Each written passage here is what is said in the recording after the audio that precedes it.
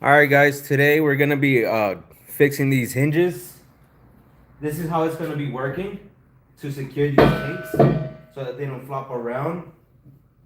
The only thing that I could find at the store at the time were these very small hinges, but they're way too weak. So I went and bought some very large, heavy-duty, large cylinder hinges. So I'm gonna cut this out. I guess I don't have to cut it out.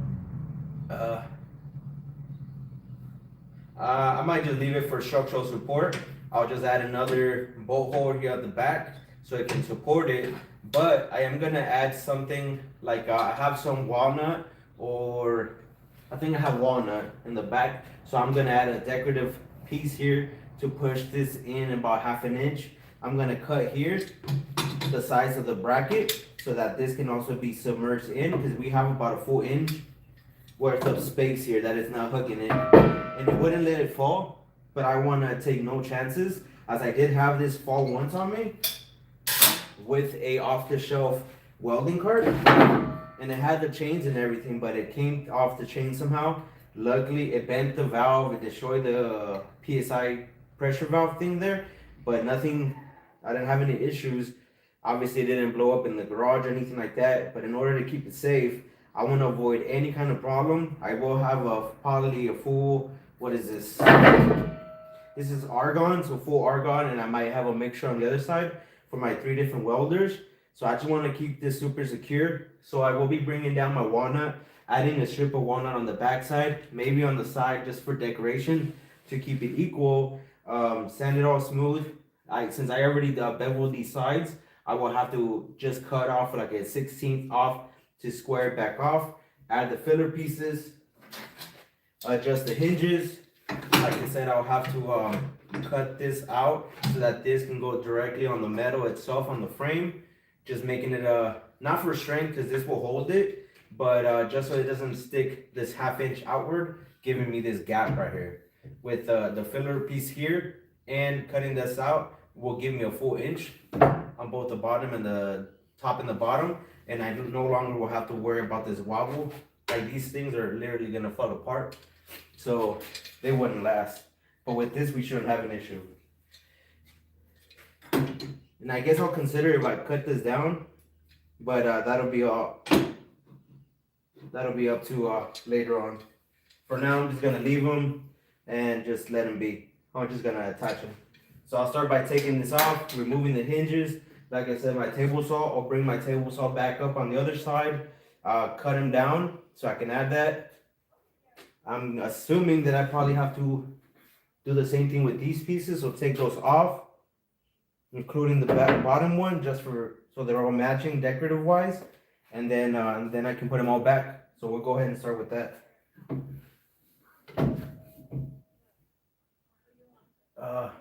While we're here, I'm just gonna go ahead and trace where I want this hinge to be, so that when we get to it, I know exactly where to put it. So I'll go ahead and do that now.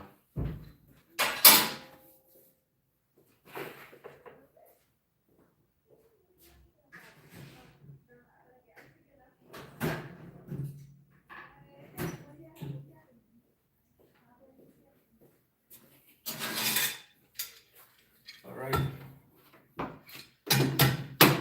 So this being where I want it to meet with the other one in the back, I'm just keeping it adjusted, keep it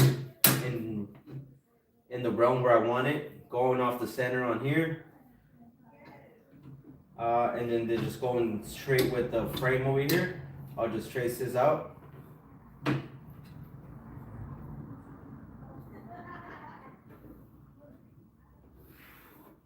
That'll be my hinge. I'll do the same thing with the bottom. They should be 100% the same exact size. So with that there, I probably want to go a little bit higher on this one. So I'll go up there.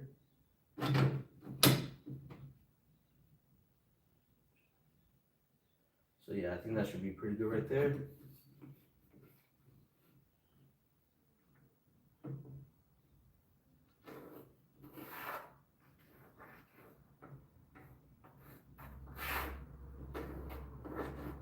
Okay. That'll be my cutouts, so I can again be tied up directly there. Allow me to press this closer over there.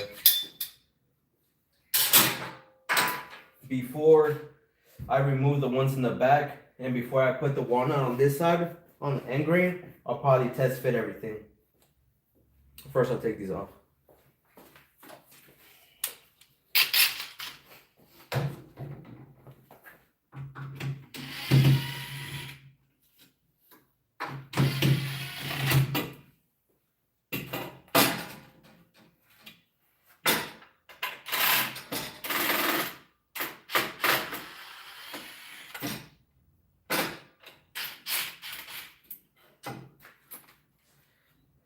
These hinges are pretty small, and I never really expected them to hold up, but at the store, that was the only thing at the store that would kind of hold up to both sides.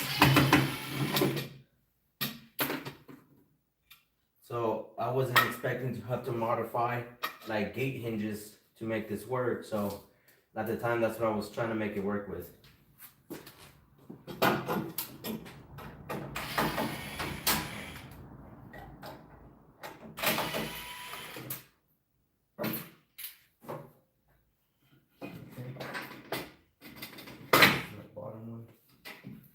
Bottom one, yes. Okay. I need that.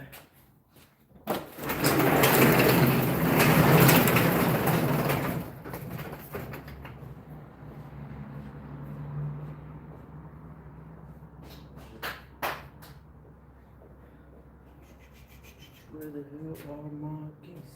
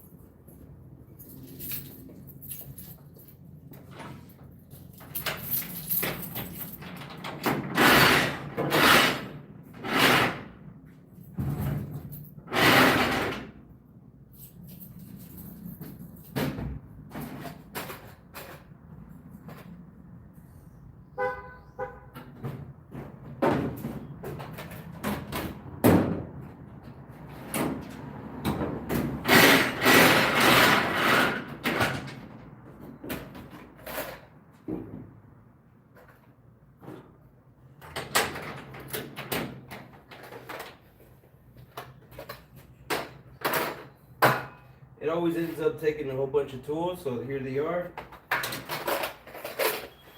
In order to try to make this as easy as possible, I'll try to find a good clean blade.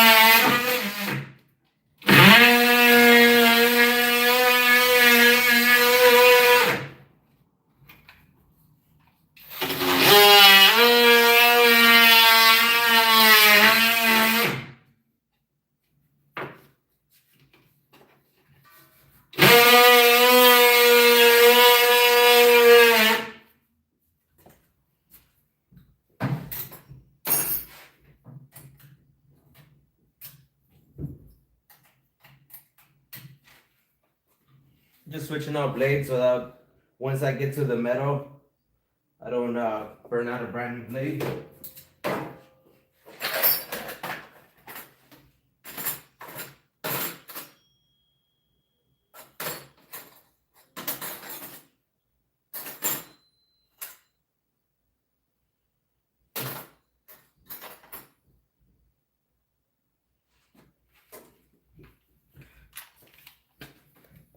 Literally went to go find my worst blade.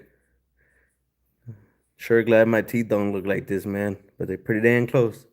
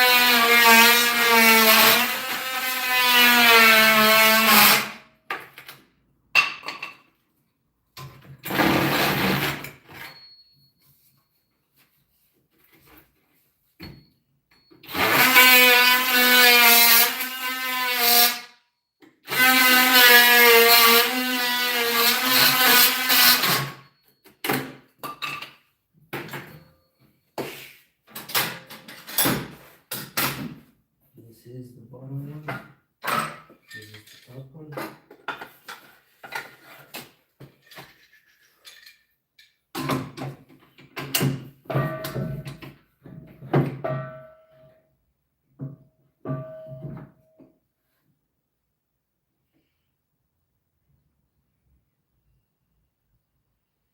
About a ½ inch.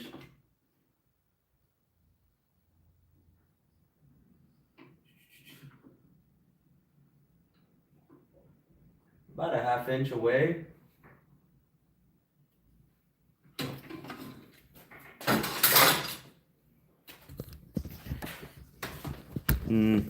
If I go ahead and add the, so how you guys doing? Appreciate everyone in here. If you guys have any questions, let me know. I'll try to answer them. If you see here, this is literally the call is just if I want to close this up 100%.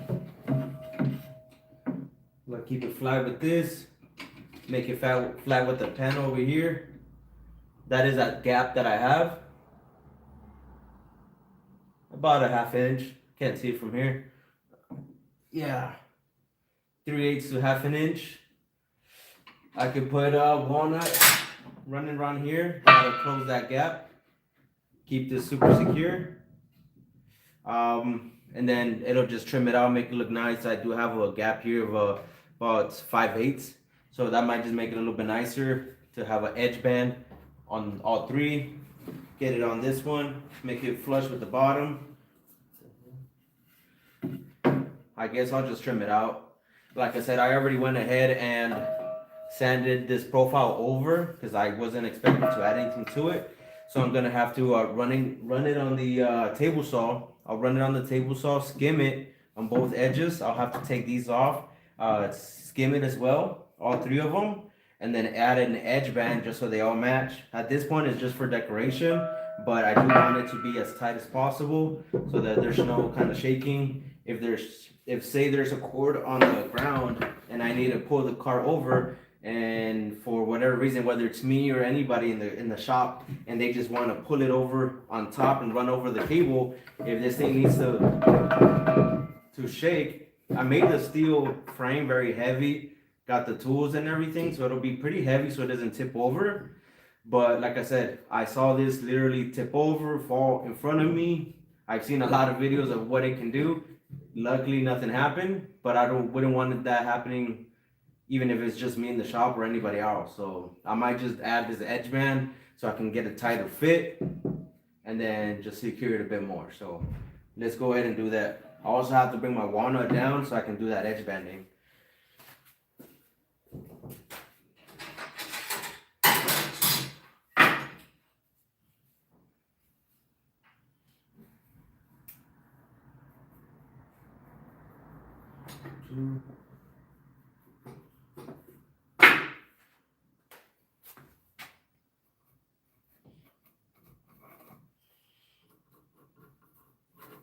Just marking them, naming them.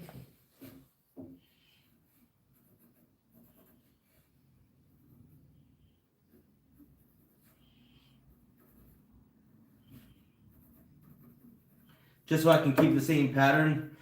On the previous live, I showed that I had these all taped up when I cut out the circle, so that at least it's the same pattern from top to bottom, so that they if I didn't do that and say one was opposite when I cut out the sides, there'd be one play more than the other.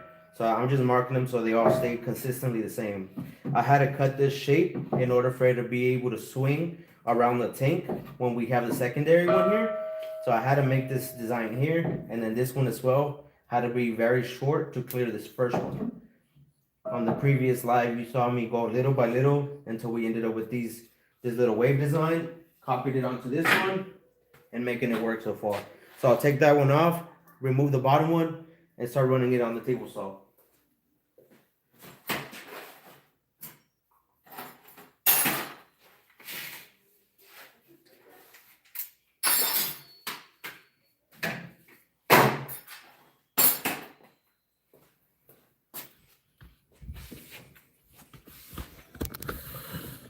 We're also working on the back over here on this truck.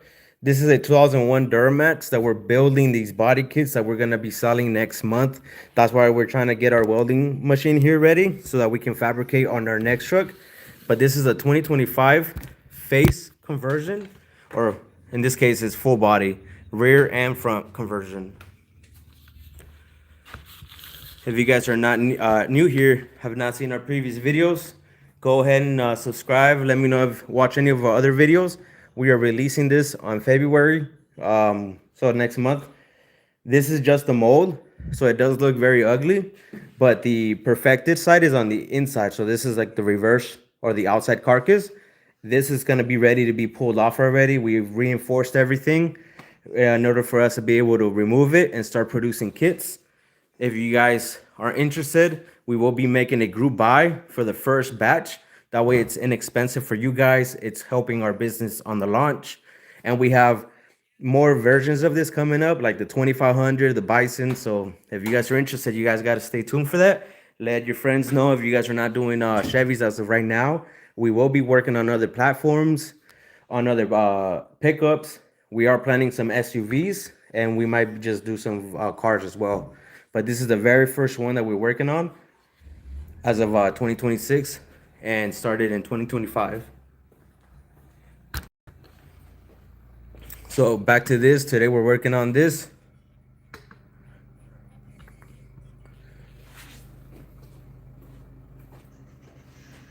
Okay, I don't need this for now.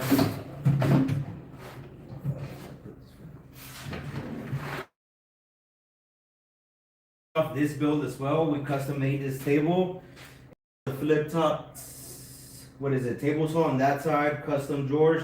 I'm still in the process of finishing my storage system here, so that's why I'm not exactly sure where to put my tools while I'm working on them.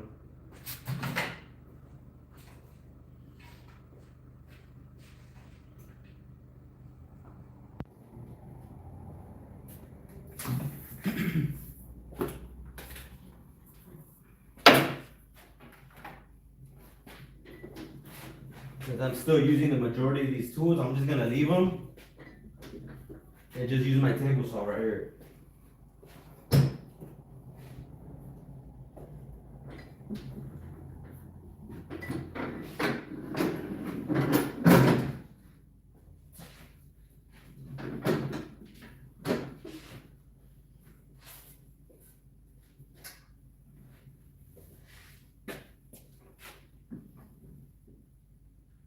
Okay.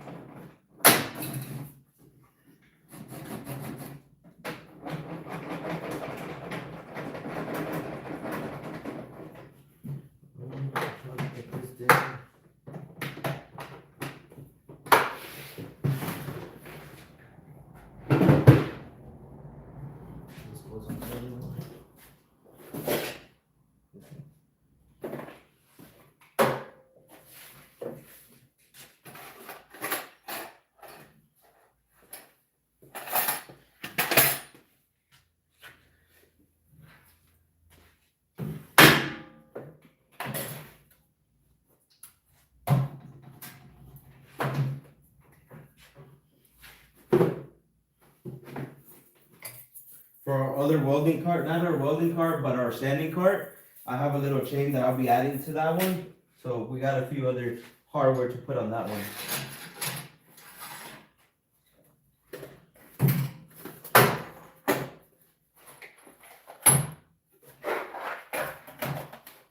These are gonna be our locks for these hardware that we're making right now.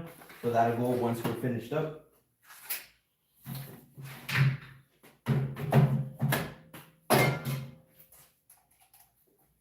So to remove these,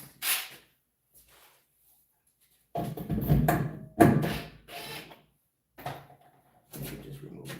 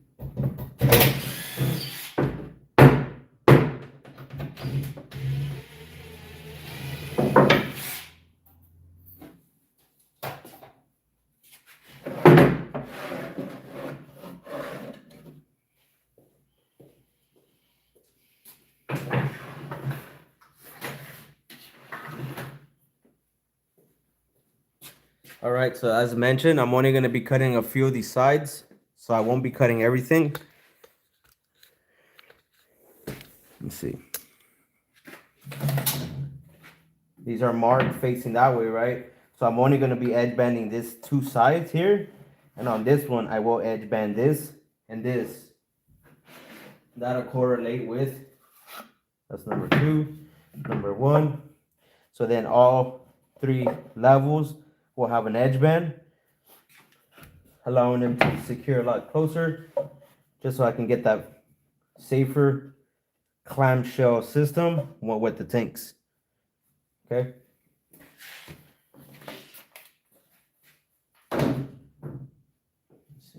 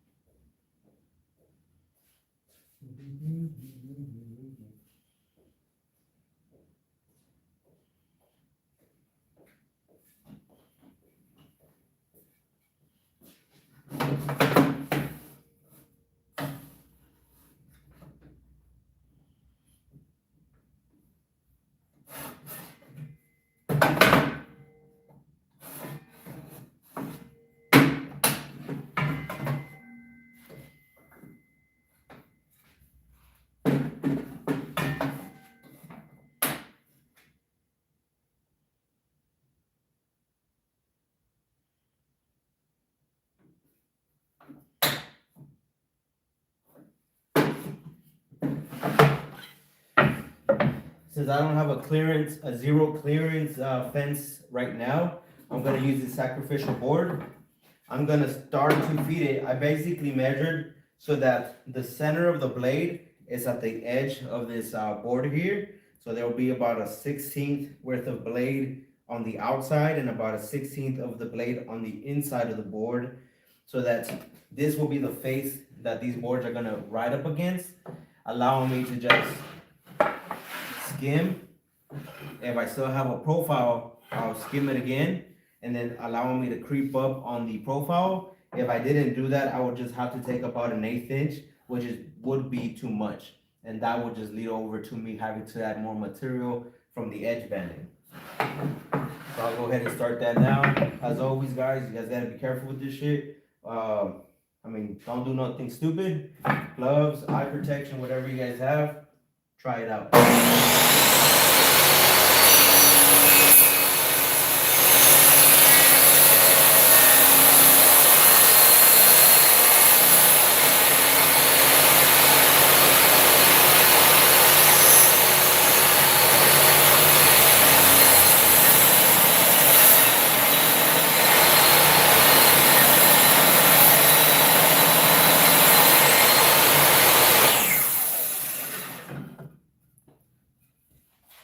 that allowed me to get 100% of the bevel without having to go too far.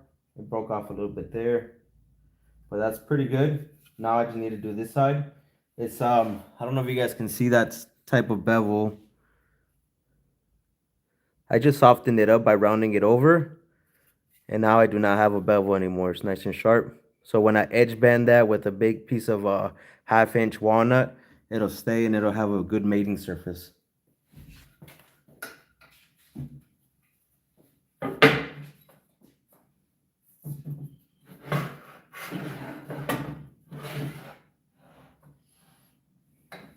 I'm just holding it in place right now. You probably could pop a screw in there. I guess I'm just playing it safe by holding it in place.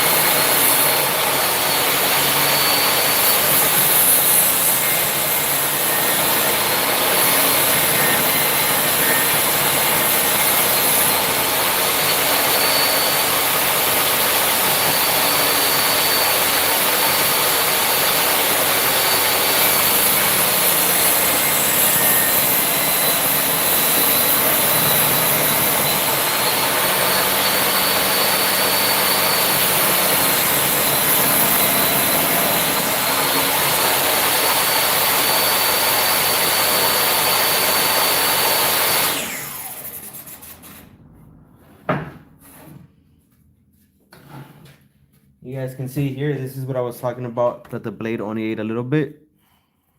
You see that depth? You can go deeper or further away from the blade. If I went deeper, then I mean further away, then you wouldn't have anything. Like here, it only took, this is a first layer, second layer, and that's the third. If you wanted to go deeper into it, so you had less blade cutting the surface, you just make a deeper impression in here, hiding this inside the blade. But it's up to whatever you're working on. That's what I had to do for today. Okay, so these are done. Okay, let's go with that. I'm gonna go get my walnut. Or let's go.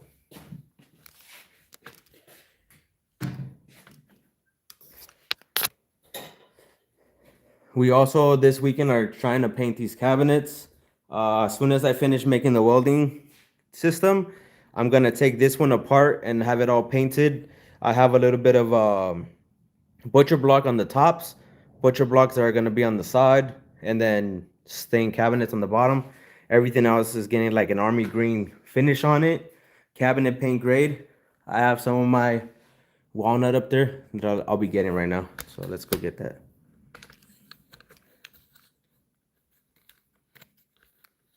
Let me know if you guys have any questions. I am doing all this in order for us to be able to get some more projects like the body kits that we're making. so we can start producing them in February. That'll be in carbon fiber and fiberglass for all first generation Silverados.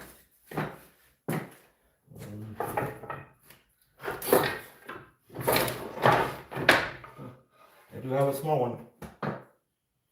Okay. It's about 5/8 thick, so we might even be able to skim a little bit more if we need to. So that'll work. Let's go make this work.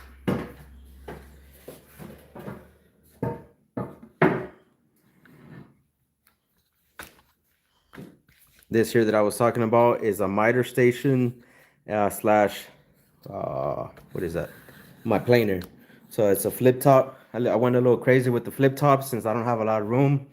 Made this other one over here. It's a bench grinder, mini grinder, and then my belt sander on both sides on the bottom.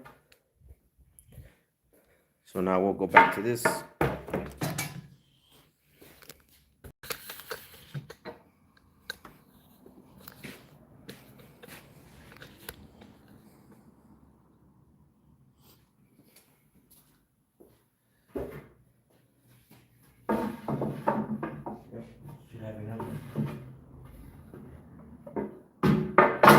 Should have enough board for this. So this is technically, oh no, it's not that side, it's from here and there. So I'm gonna keep the thickness. I'm not gonna plane it, nothing crazy like that. This is just for decoration and spacing it out. So we're gonna keep the thickness that it's already made to. We're just gonna cut strips of the tallness of the boards of the butcher block, which should be 1.5.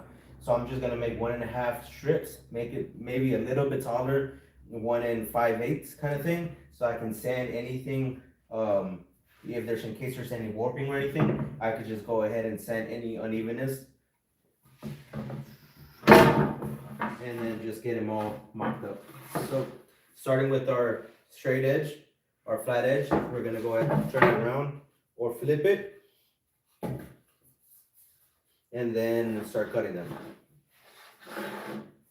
The easiest way for me to do that, obviously you can measure, you have your cutting sides is here, but I'm just gonna grab this, lay it on there, bring it up to the fence, add a 1/16 as extra, just for, like I said, if there's any dips in the blocks or anything, I could just rather sand that away rather than me having a dip. So it's just a little bit of clearance. And then that's it. I should have a 16-inch taller than the size of this. Then I can go ahead and cut all these down so that way they can wrap around.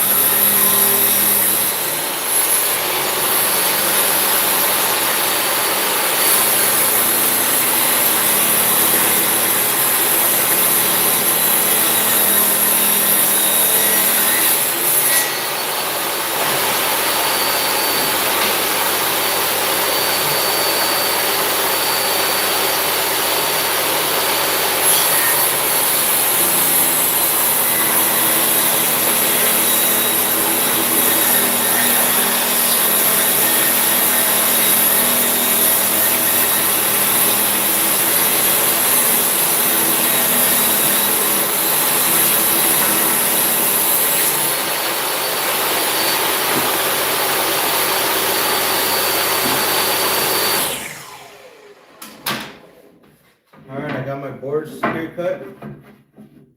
So that'll be exactly what they are. And like I said, they are a bit thick. So that's that's a little bit too much for an edge band. And that's more like 3/4 actually. Of course, I don't know where my measuring tape is, so I'm gonna measure with the square.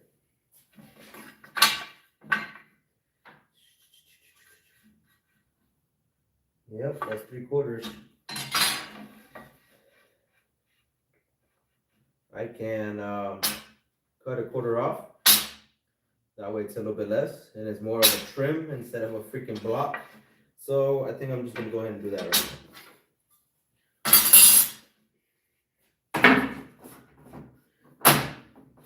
Again, I don't know where my measuring tape is. It's probably in my work truck. That's why I don't have it available. I should have it with me, but I don't want to go 20 feet for it. So I'm just gonna tack it up here, look at my measurement, and just go off the measuring tape and just removing it 1/4 inch.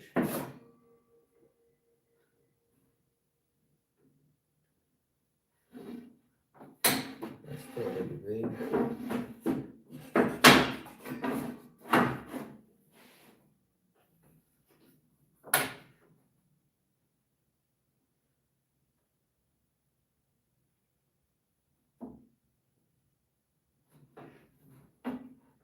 That's what that is. Let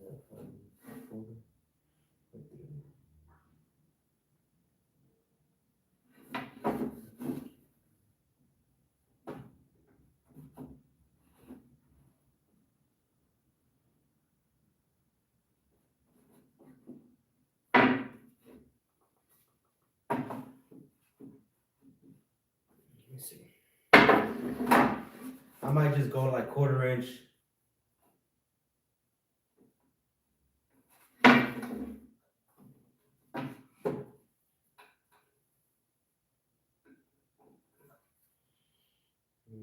It's about half. All right, so I got my measurement off the spacing off the blade.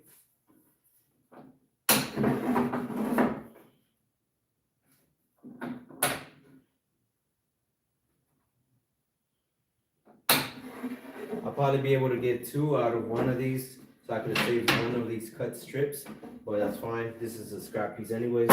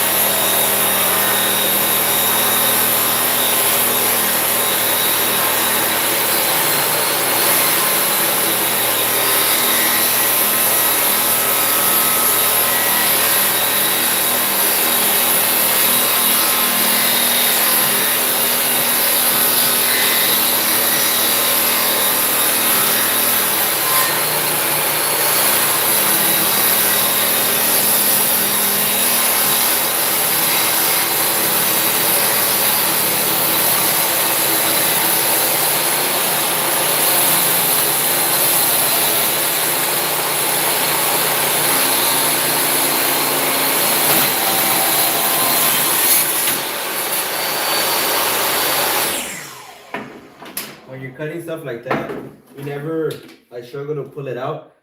You can't pinch it to pull it out because that will make the blade actually grab this and kick it at you, which has happened. So if you have to, since this is a very small piece, and if you don't have a sacrificial piece to just slide it through, you need to make sure you grab the one that's being cut, which is this one. This would be considered the leftover, and pull from this one. Never pinch them, because as soon as you do that, you close the gap. That's where it hits you. That looks a lot more decorative at about 1/4 inch. 1/4 inch that's probably 1/4 inch. That'll be much more decorative than what it was before. This is extremely thick as well. So this is the piece that came off. I purposely made this side a little bit smaller so that I could just run this one on that side and keep it, basically get two cuts or two usable strips out of one. So I'll set this one on the side. This is the side that was cut by the, this is the side that got cut by the blade. So I'm gonna use that on the fence since this one is not a perfect sanded cut outside. It has the defects. So let's cut and dispose of the cut outside. I'm just gonna turn my clean booth on so I can control the dust. I would normally have my mask on, but just as I'm speaking to you guys, I'm trying to have a little bit of a clearer voice for you guys.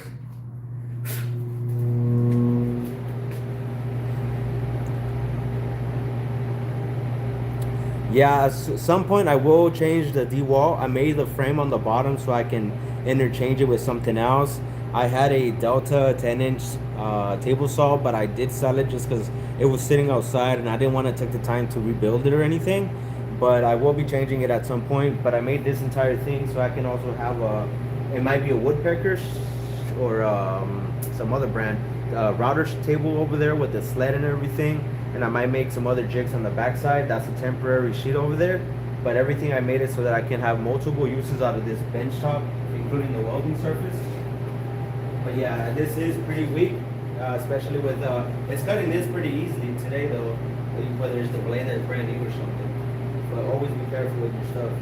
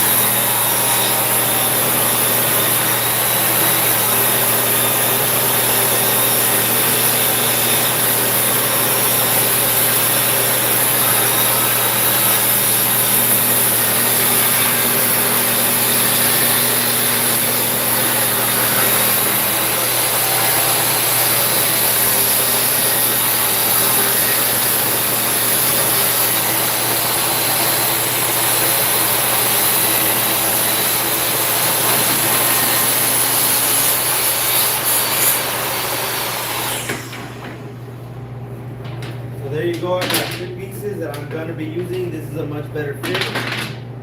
This is what I was referring to. If you guys can see from there, I grabbed it from the shelf. This is way too much. It's not gonna be decorative. This is a much more appealing trim to the edge.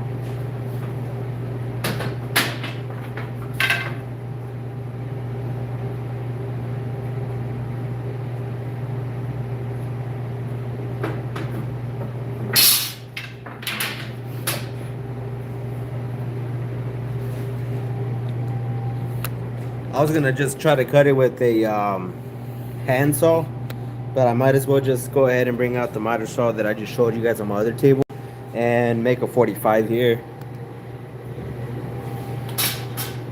Yeah, that's what I was trying to do. I don't really want to have a flat end here because either one side gets it or the other. You either have this or you'll have this, but then you also always have the end on one of the sides.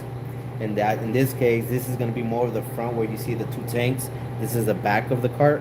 But if I just do a 45 on both of them, just try to make it a little bit nicer. So I'll take all these pieces over there. I'll mark my pieces that I need, get them all cut. The center over here on this side, the center piece where this will divide, that I can cut with, I mean, I'll just cut on fucking max up. So I'll go ahead and do that right now. I'll cut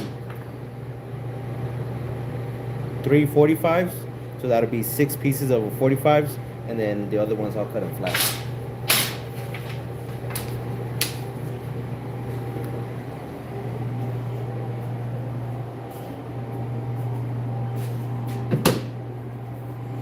I appreciate you guys being on this live. If you guys have any questions, like I said, I'll answer whatever I can once I see them. Let me set up over here. If any of you guys are new, this is my 01 Duramax. We're building these body kits for anything from 99 to 2007. They will be being produced starting February now. These are the outside carcasses for the mold. So we will be making them in fiberglass and carbon fiber.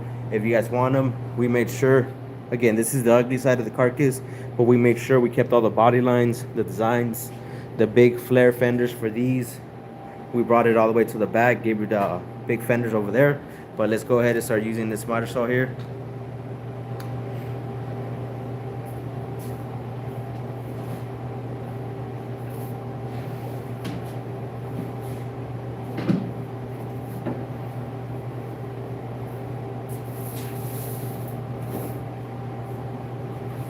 Oh, here's my tape.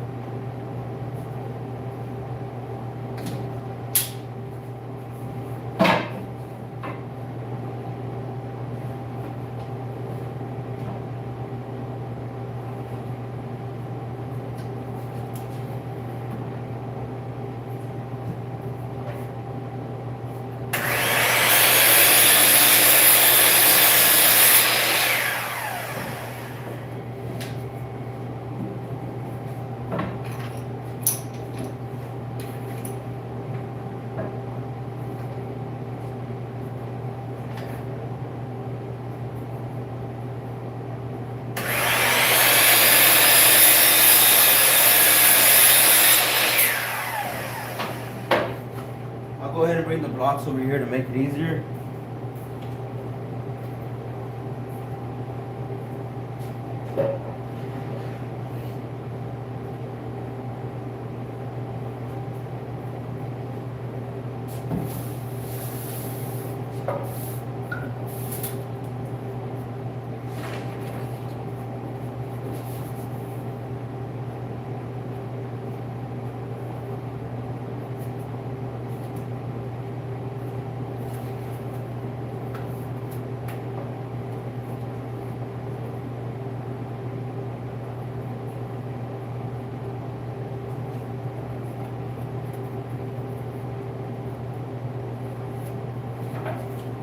What I like to do is whenever I'm making something, I like to just scribe it with my knife.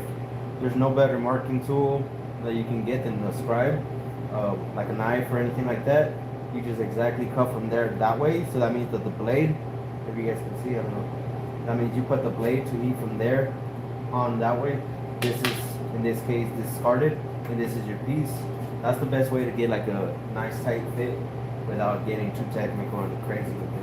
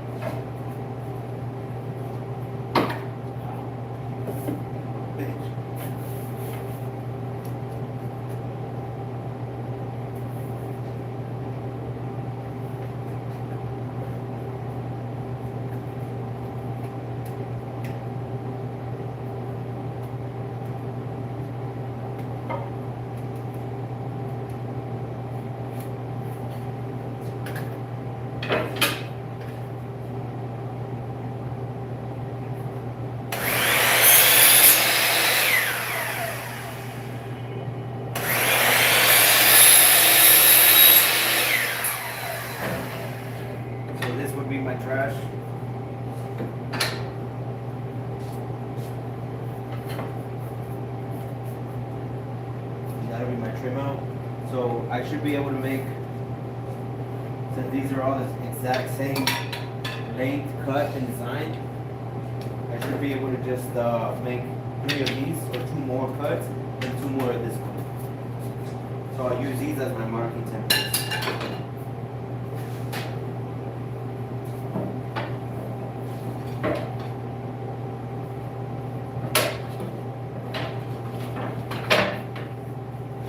In this case, I'm gonna make sure that I mark them, make sure that the 2 angles are the matching angle, like that. Put them against a flat surface, scribe them, cut away.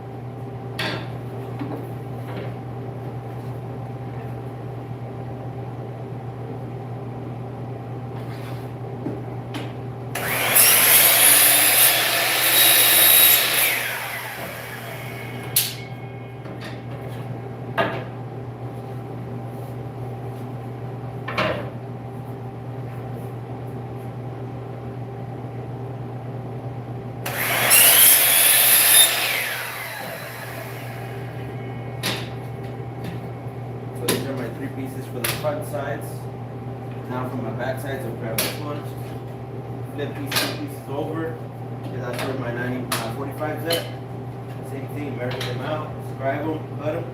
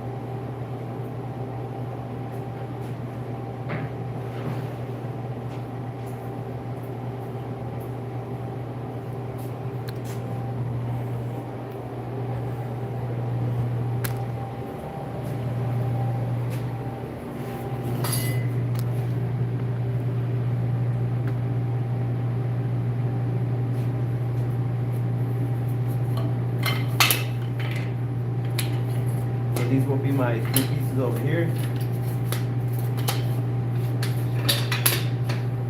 I'm not gonna wait forever for them to dry up, so I'm gonna go ahead and throw some wood on there. I'll get my brad nailer, throw a few shots in there, and then start cutting it apart on these 2, not on the bottom one, so I can go ahead and start sanding it flat, smooth.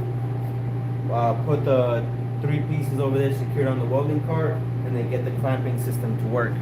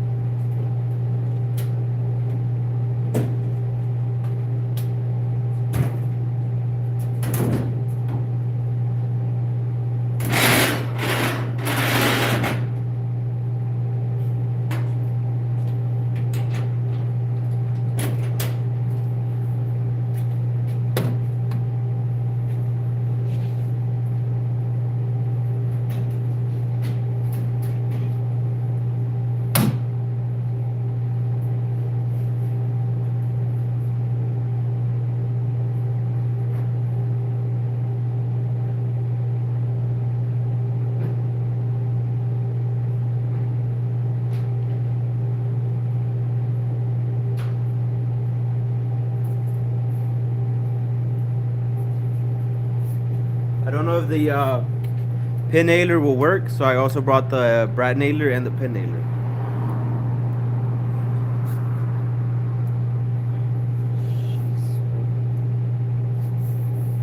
Okay.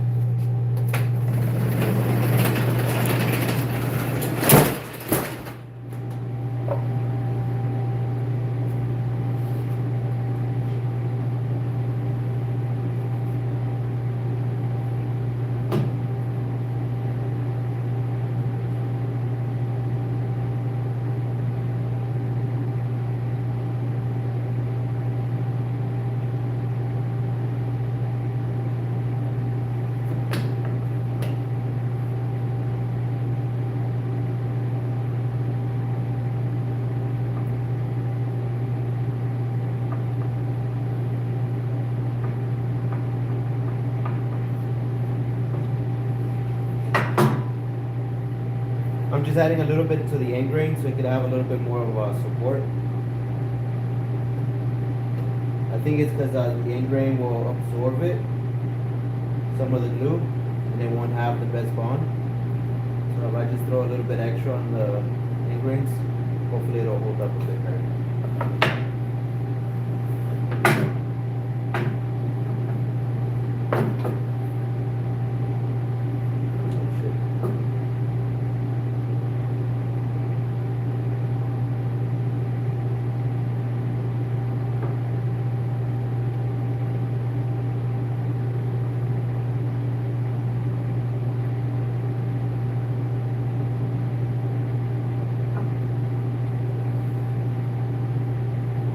Like I said, this is kind of a little bit decorative, but it's also giving me a little bit of a closer gap on the tanks so that they do not fall apart. This side over here. These I don't think I need to add too much, but this one does need some.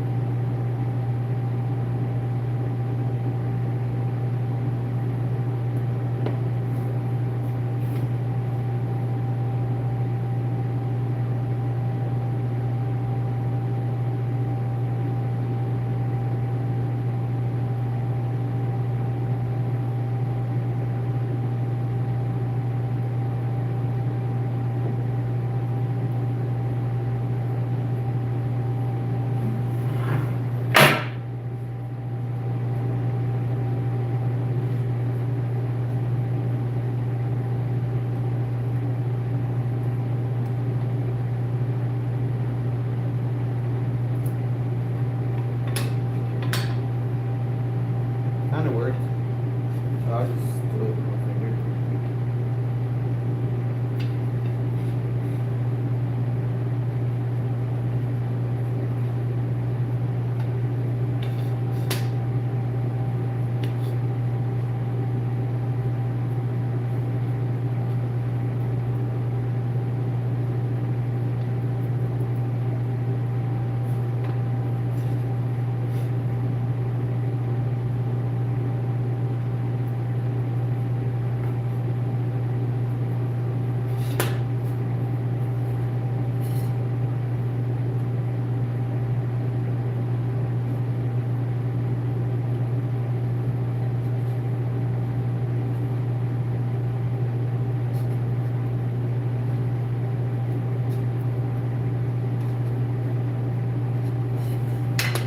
Just smearing some of this so I can get into tack up.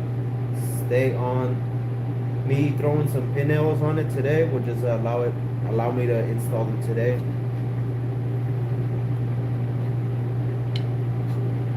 So that way we can sand everything down, stain them, and move on to the next project, which will be not rebuilding, but just taking apart my miter saw station, getting all the drawers assembled, installed, stained as well, and then paint the carcass of it, and add the side wings that will help cut large stuff.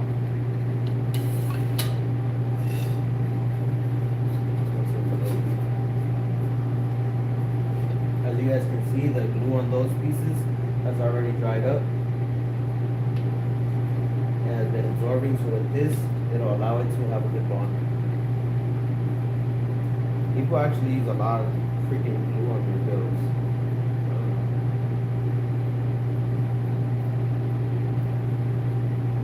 It's almost even scared. Okay, go watch it out.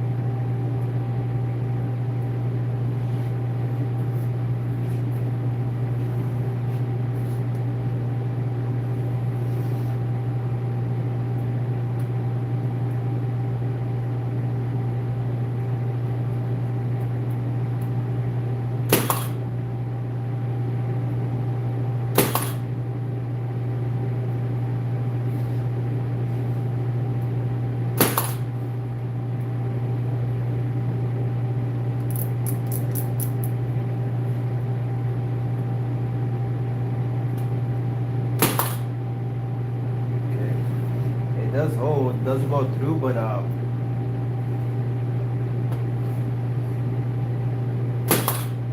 it doesn't go all the way through, so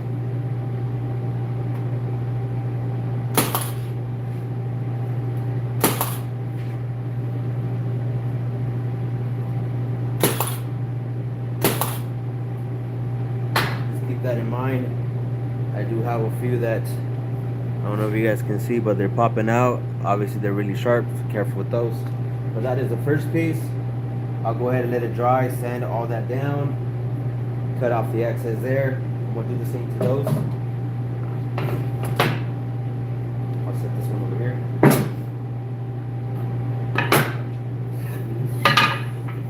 Number one.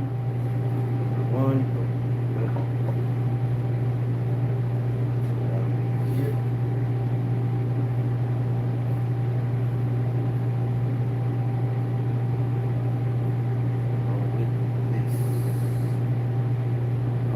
To the side for now.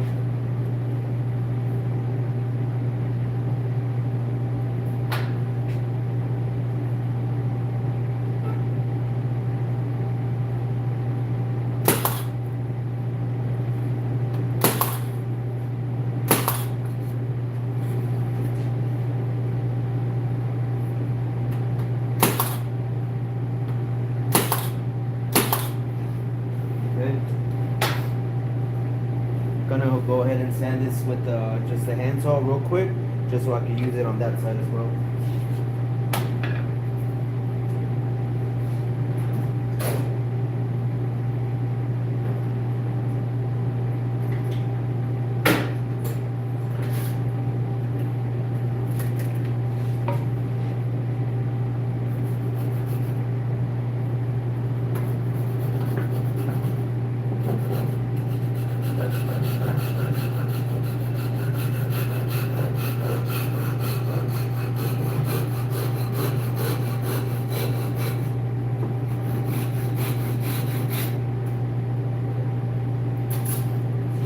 With that, I'm able to get the exact other length.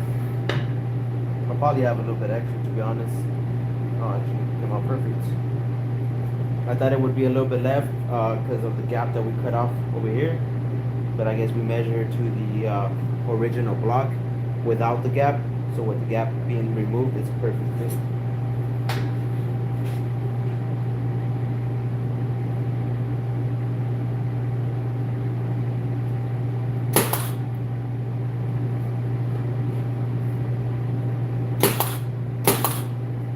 Okay, so there's that piece.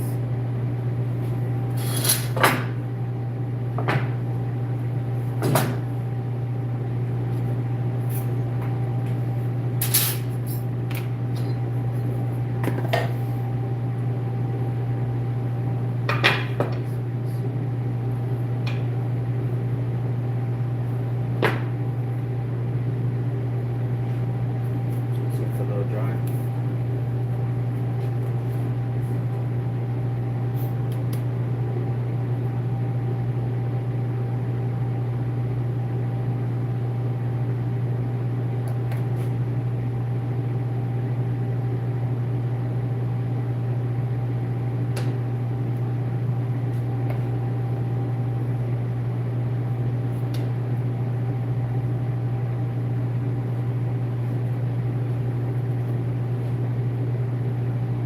Guys, what are you guys doing on a Saturday? You guys have any questions what I'm making? This is a welding cart for my shop, my home shop. It's 3 welding machines on there for different applications that I use. They have pull-out drawers and stuff, just to make it easy for me to adjust the settings on my machines, and just for making them mobile. Let me know if you guys have any questions about that. I will be dropping full length videos on those builds. So if you guys are interested in watching that, if you guys want to build one for your own shop.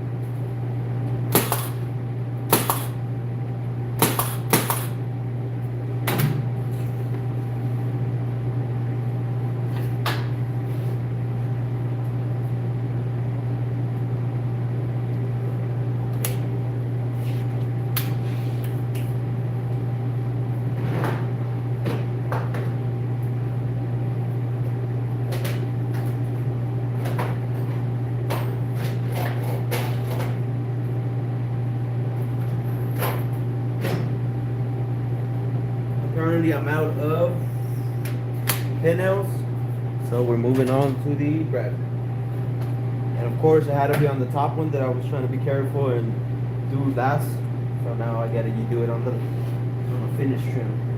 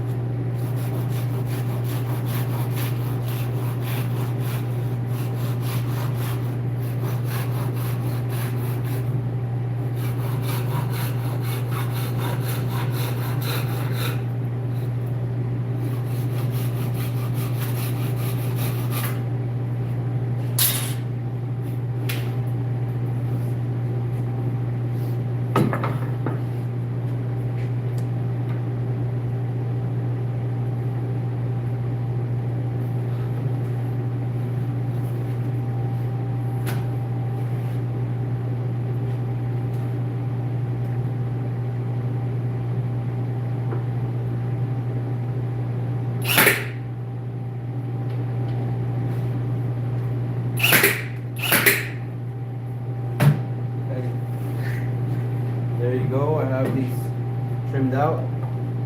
With the stand, you'll probably be able to see them a little bit better. These are all gaps that I have from being too tall. So I'll go ahead and sand those down. Sand these gaps down. Fill these up. And then install them, and then I'll be able to stain them.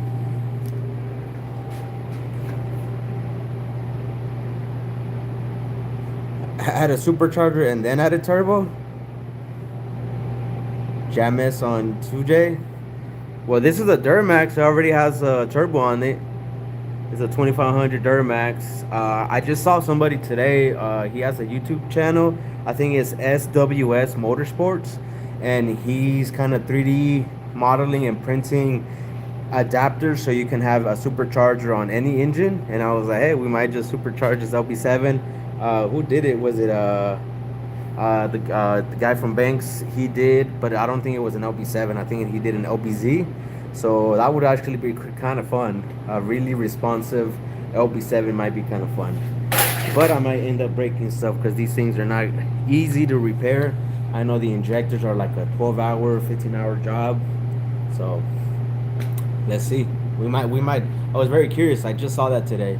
I hit him up. I sent him a message. I'm like, hey man, I'd be interested in connecting with you. You might not have another LB7 person, but it might be easy if we make a supercharger kit that just feeds the turbo. That way we have a compound, I guess, but a very responsive compound. That way we wouldn't mess with any of the electronics and the sensors that it already has. I don't want to go full standalone and take another year building just the engine. But if we added a supercharger to a turbocharger and just make it a very choppy OP7, that'd be fun.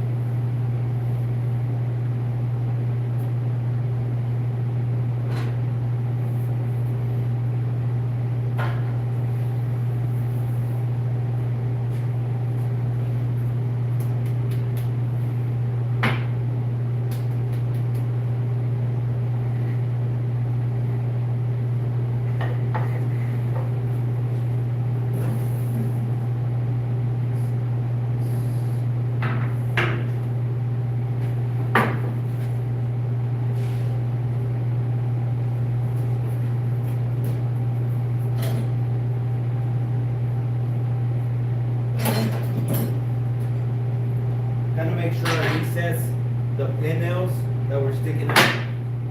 So I just got a flathead hammer here.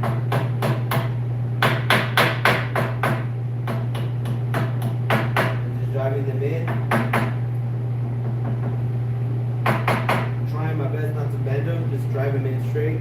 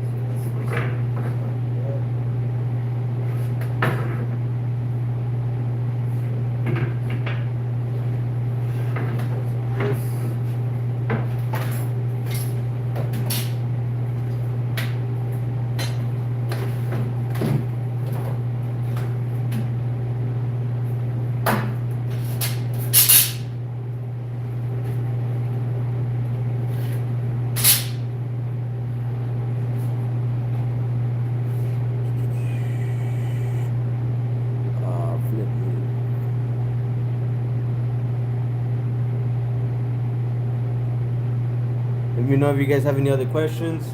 I'm just gonna be filling those in, making sure there's no nail holes, then sanding it down before I install it.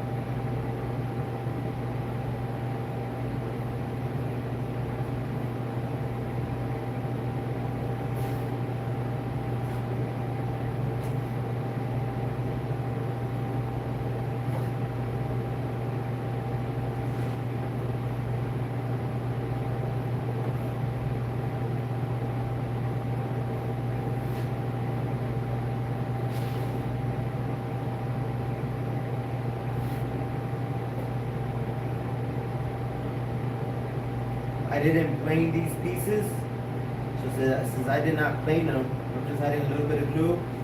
I'll add a little bit of sawdust so it can fill in, and we can get going on this. I don't want to take a couple extra days planing stuff and then trying to make things look right. I just want to get this part. I think this is like the third time I go live trying to say that this is the last day for the welding carts. So definitely just trying to finish that up. Very easy trick to fill the big brad nails.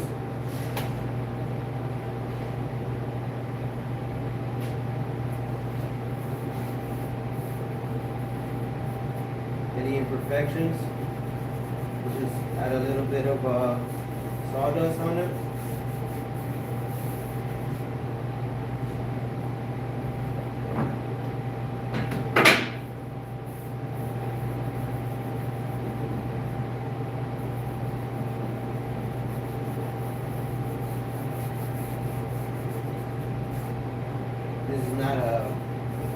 This right here itself is not a cabinet that I'm making, so like I said, it's just for welding card and it's already overkill. Just want to get it to look right.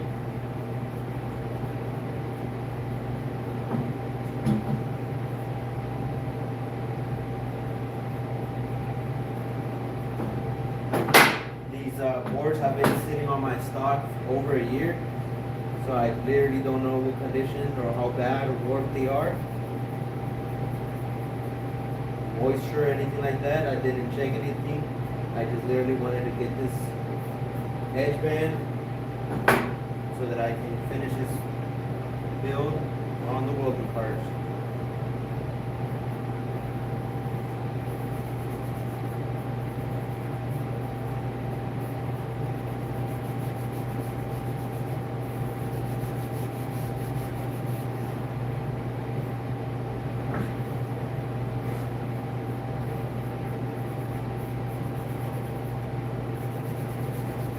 And then since I'm not going to wait also for it to dry, I'm just going to sand.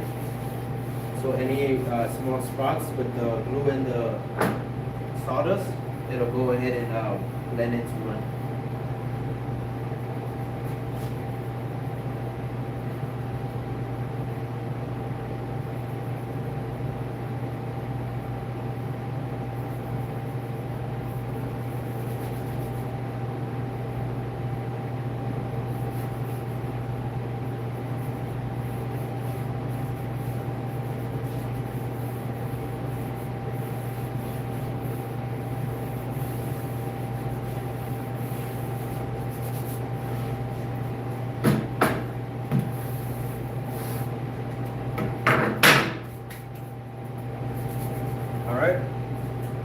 So in order for me to, I'm gonna sand them down just the way they are, or I'll make sure I'll set them aside just the way they're gonna go. That way I don't mix match them anymore because I'm gonna erase the markings. As soon as I finish sanding, whether I might just stain them. Oh yeah,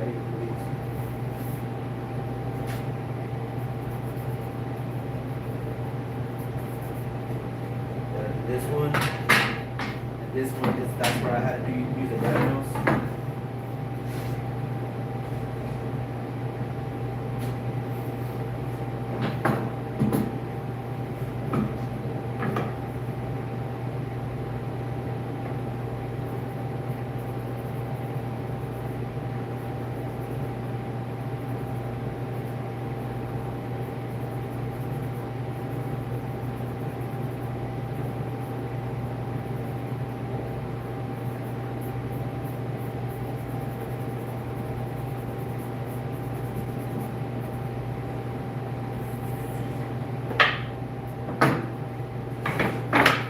Go ahead and put my face shield on.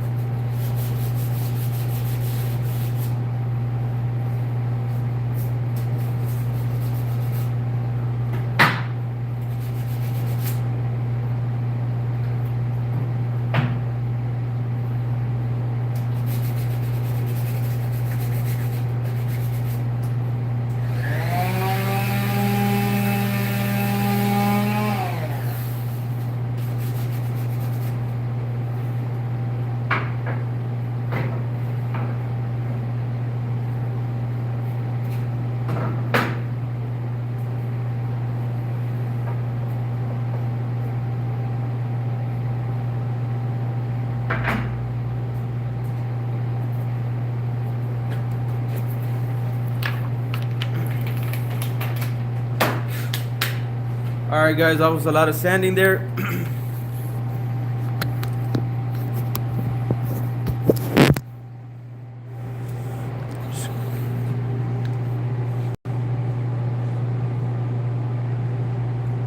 Nice and clean.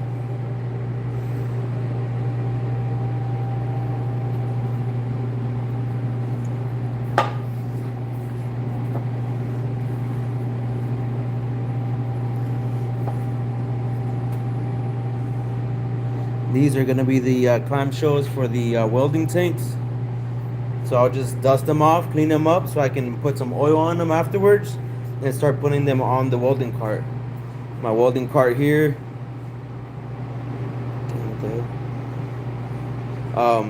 This is my 3 pull-out shelf welding cart, and that's where I need to secure the tanks. That's only one of them.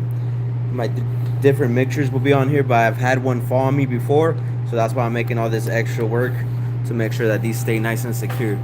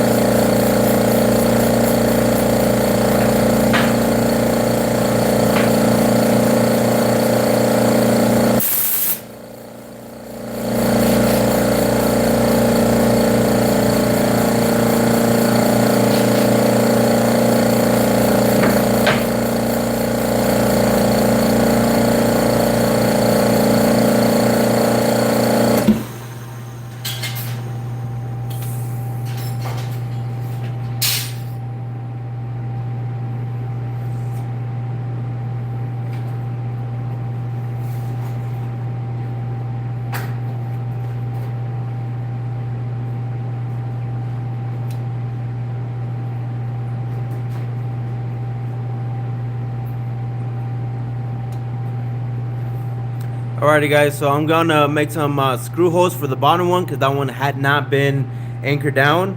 I'm gonna attach the two other sides so we can make sure that we can get the latches going. After that's all done, I might take it apart one more time, stain and clear those three butcher blocks, as the panels might get stained, but I'm not sure. But at least we'll be able to put the hinges and the latches, or hinges and latches right there, and then put the tank, make sure it doesn't move, and then we're good to go.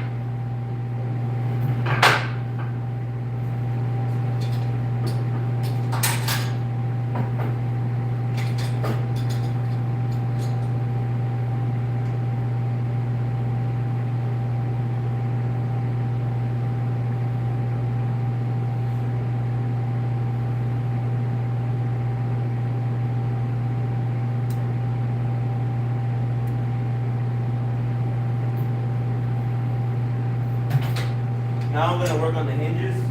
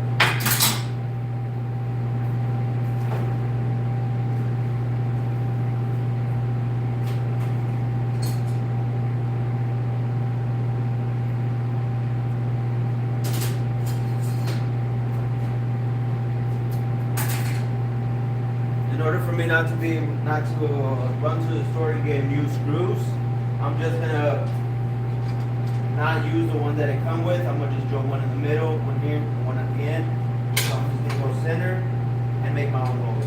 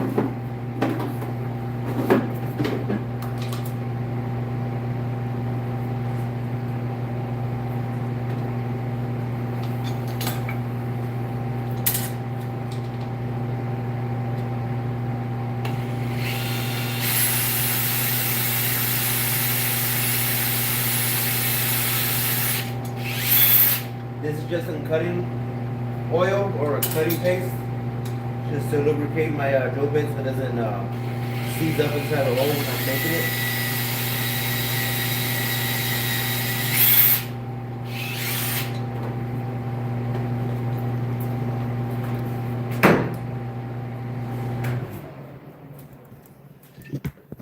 Went ahead and turned off my paint booth so you guys can hear me.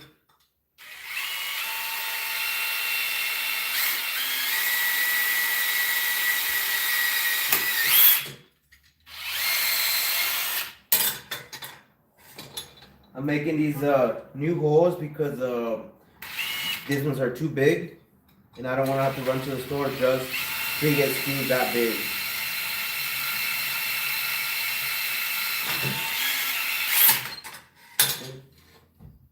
So there you go, I've made that.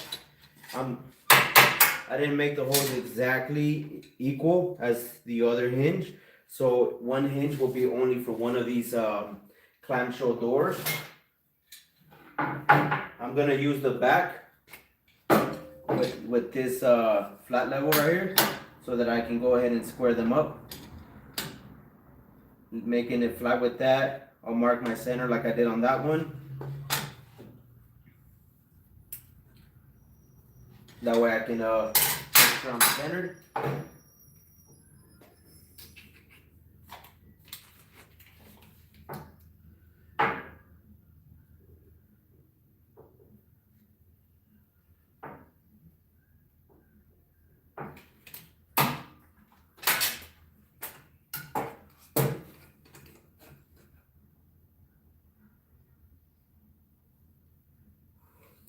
Then I'll go ahead and get those screws, those holes transferred to the corresponding clamshell and install these.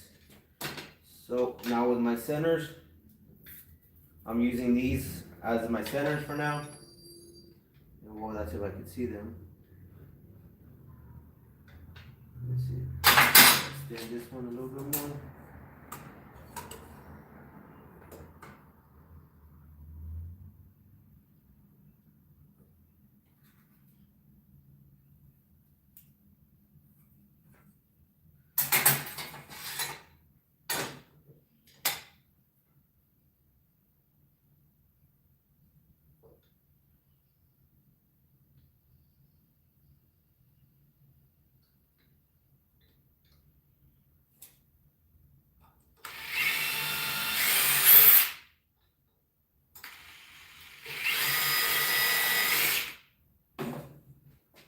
Make sure this doesn't move on you,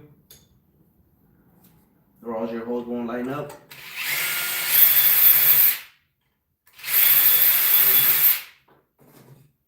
So now I can enlarge these, and they'll correspond with these.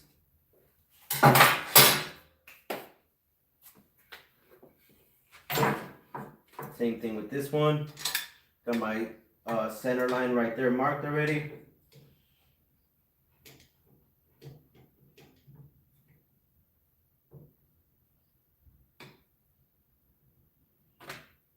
Okay.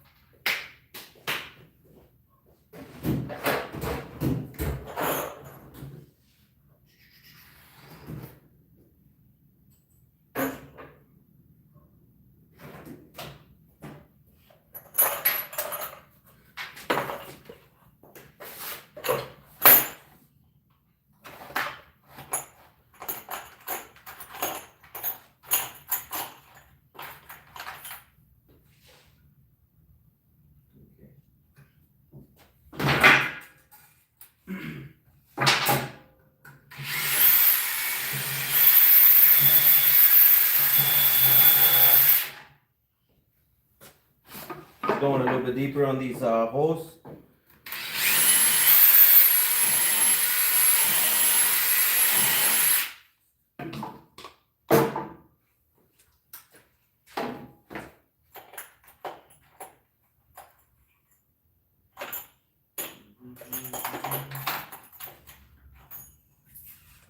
Now I need to clear the screw holes through the brackets. I'm gonna go a little bit bigger.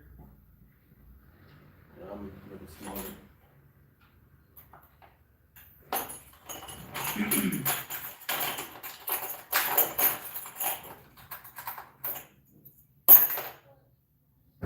Okay, I found my drill bit. So now I'm gonna enlarge these Make sure I don't mix them up first, of course.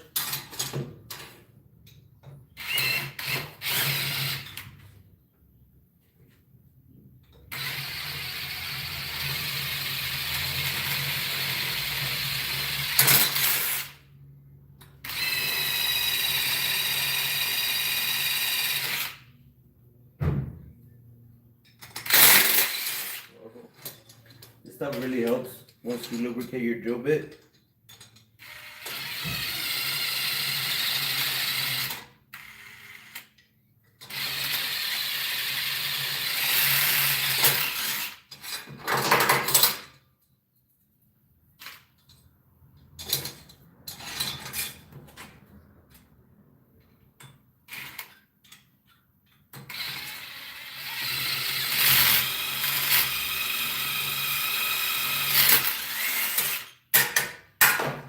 Before I move on, I'll make sure I have good clearance.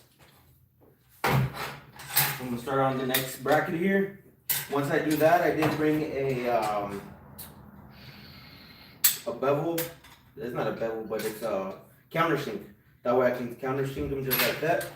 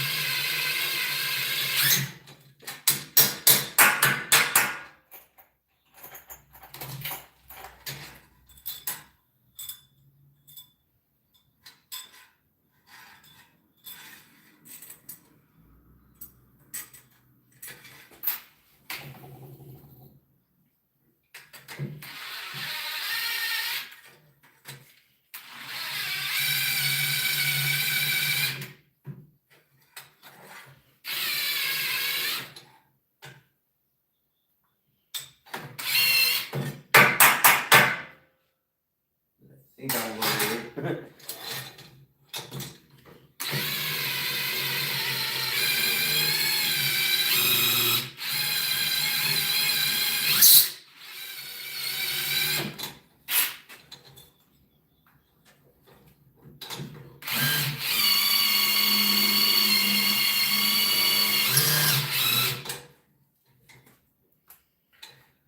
When I had to do the damn table here, this thing really blew out my shoulder and my hand.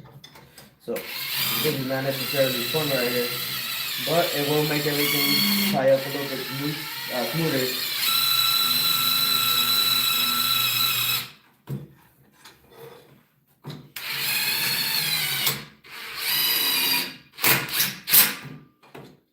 I'm using my existing hole right there as a leverage.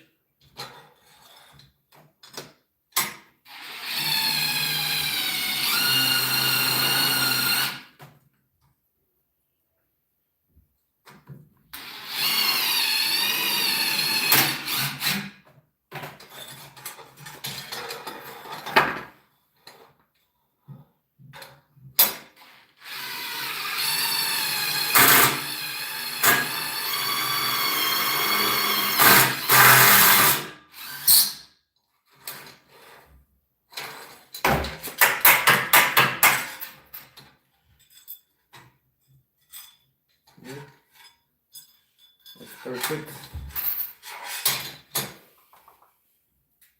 Where is the no. Just gonna hit this with the sander just to get any burrs off. Then I'll be able to adjust that onto the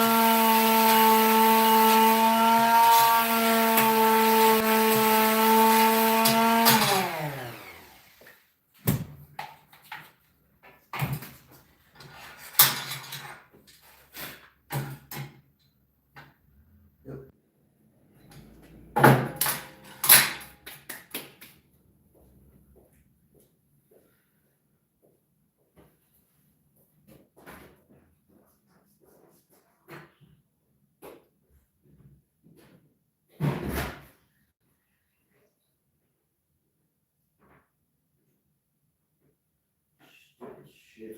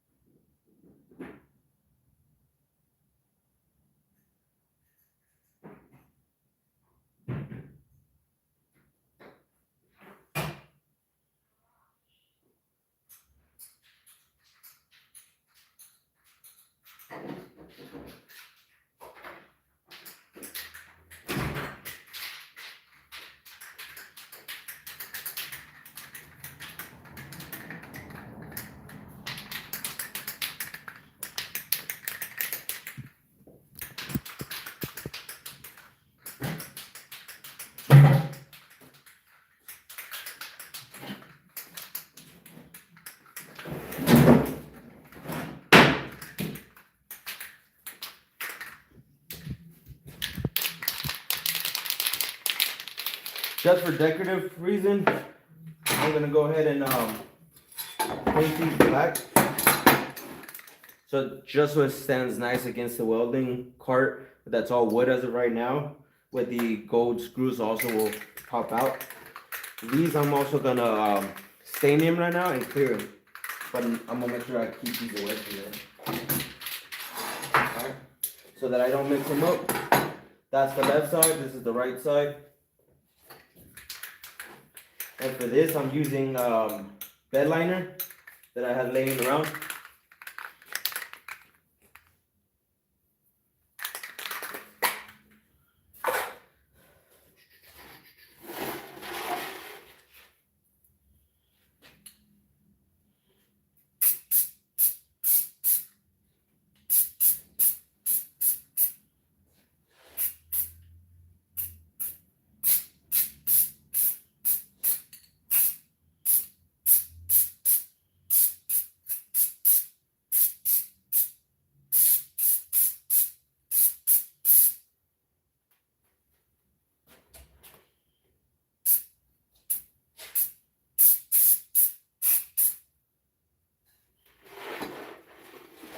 That's a nice heavy coat on there.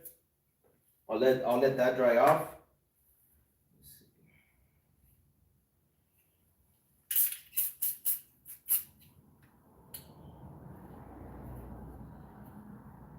There you go.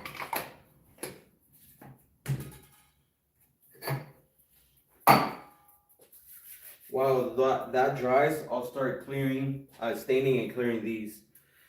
I think I'll probably end up staining that whole panel.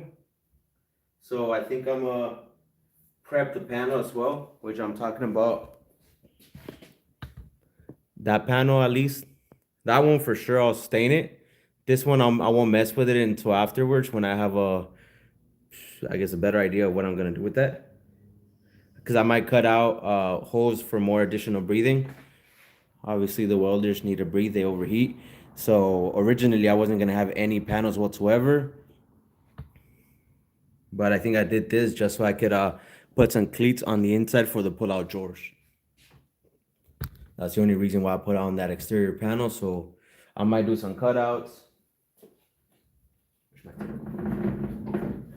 Got my welders.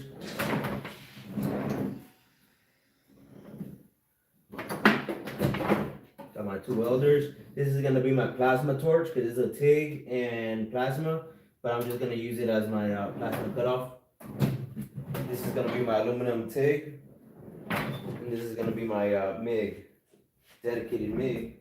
So breathing holes like these dog holes are best, so I can have airflow. But I know that on the other side,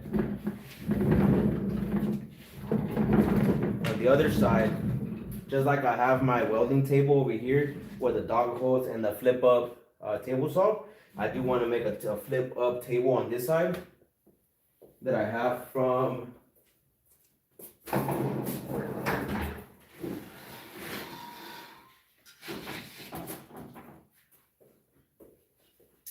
this here is my previous welding little table that I had from Harbor Freight.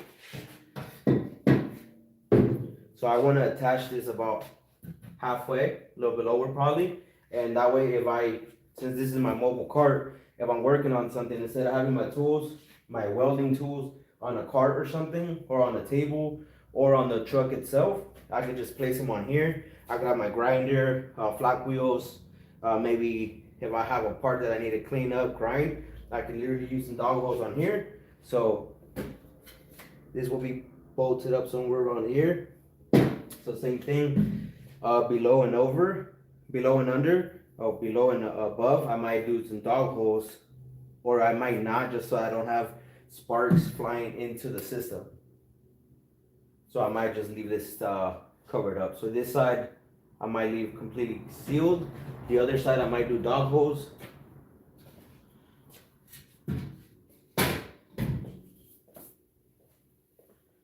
So before I go and sand this side, before I go and stain this side, I'll make sure I have everything marked up. So I'm just gonna sand that one right now. I'll move these hinges somewhere where they're still drying and they won't get dust. I'll sand this one real quick, sand in between. These are already there, and then I'll apply my stain and primer in one to those and my blocks. First, let me move this out of the way.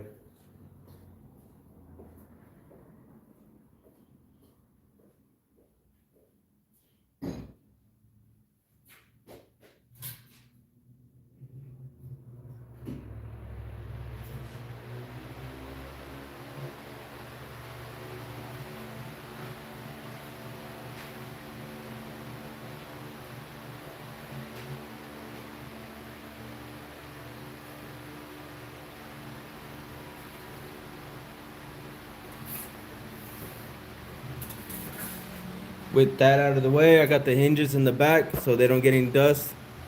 How the hell did I zoom out earlier?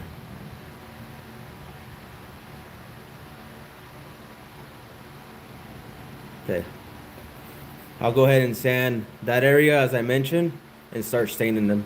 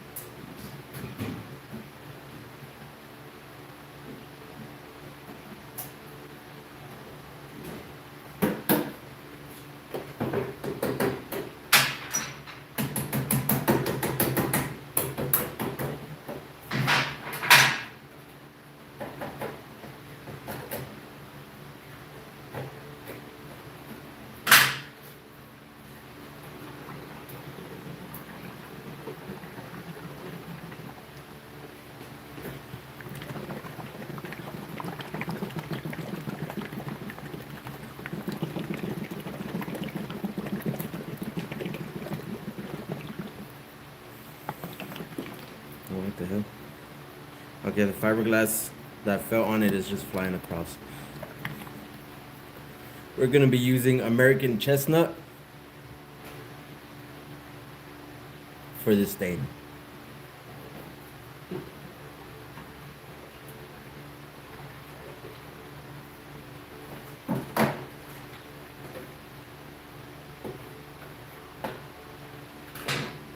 Whoa.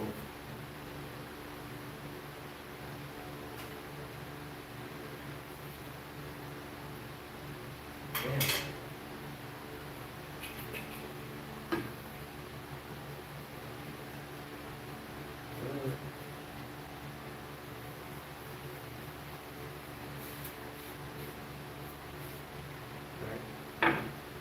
It's a little darker than I thought it would be, but I guess that's what it'll have to be.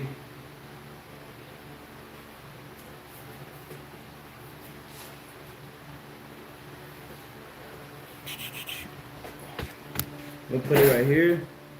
I'm gonna start applying it on the boards over there. And then I'll apply it to the actual cart.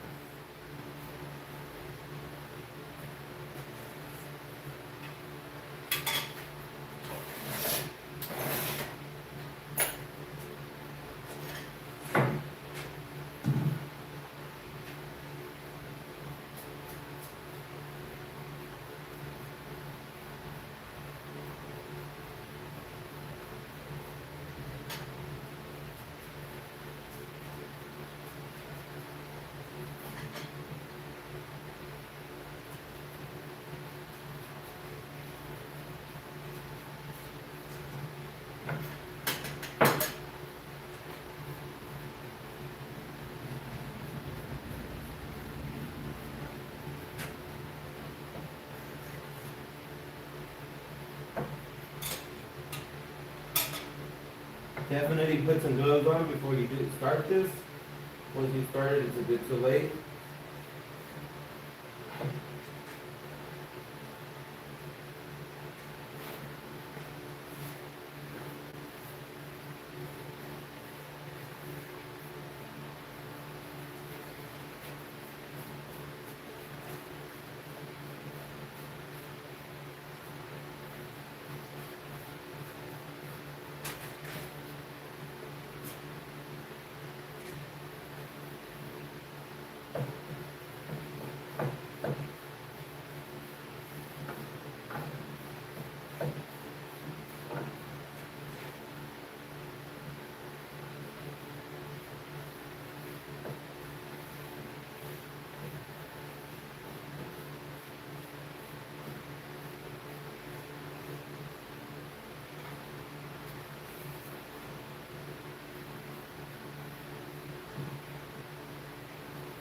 Okay.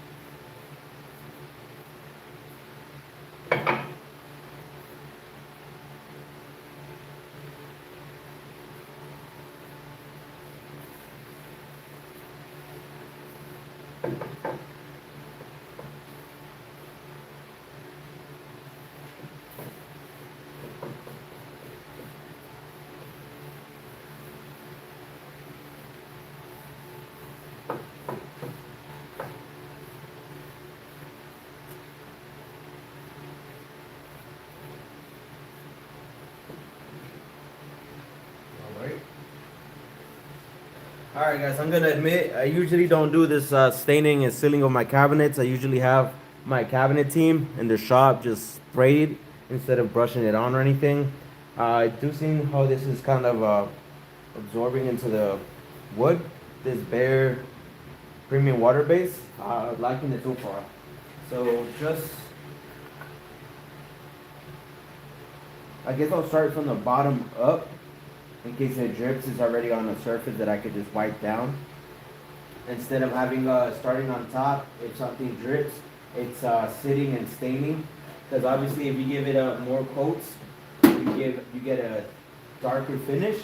So I don't want to go ahead and go from the top, let a stain sit, and then we have dark spots. So to try and avoid that, I'll go ahead and start from the bottom.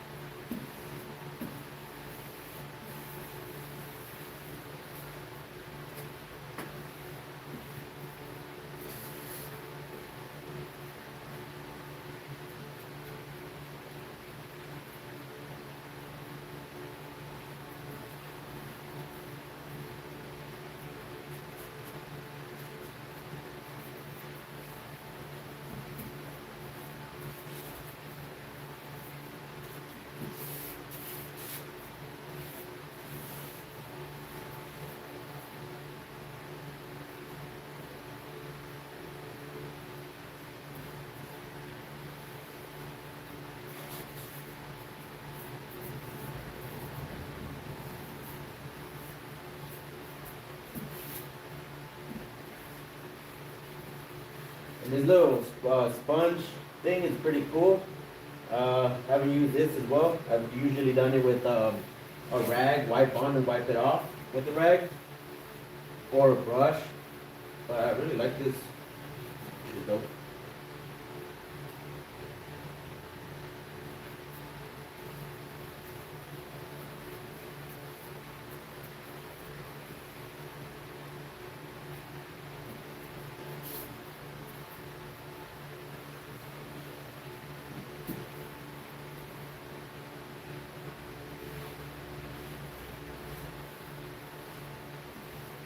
Any of the stain that's on the metal itself,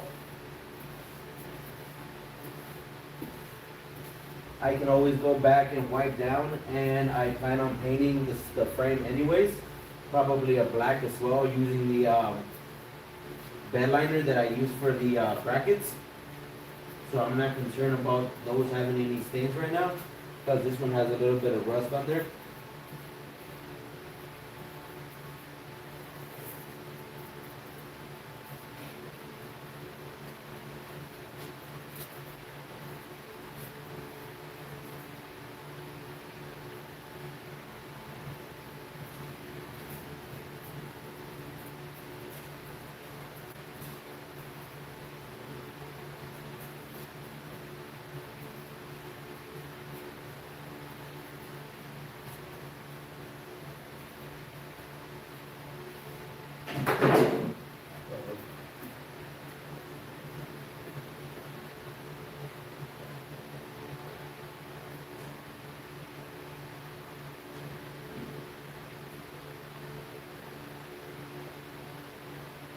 I'm not sure what this fell right now.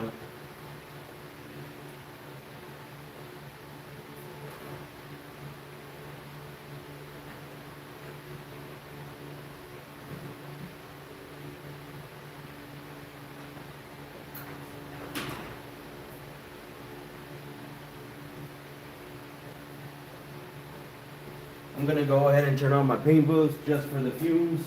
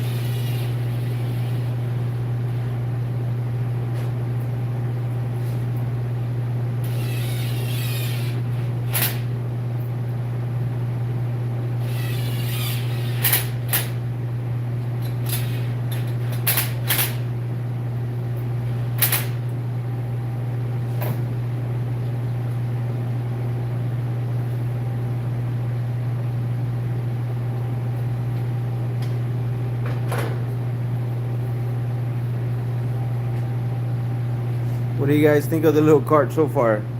Looks a little dark in camera, but once it dries up, it might be a little bit lighter. The I guess the clamshell, the doors, they had a little bit of a drip that was, I guess it made a lip once I was cleaning it off, so I had to like erase it off by adding a second coat. But these look pretty cool. I'm gonna start messing around with the hinges themselves to start making the holes in the brackets so I can mount them on the frame.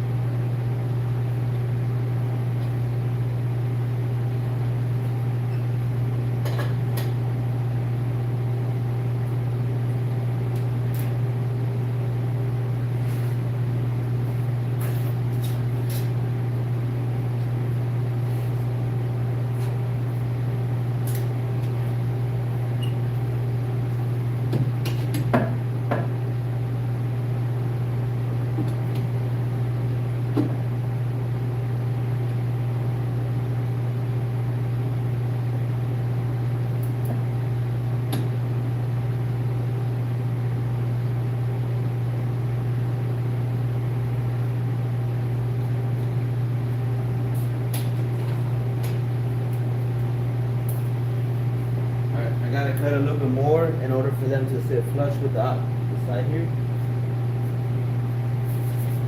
So I'm gonna go ahead and get my multi-tool out again, cut that down.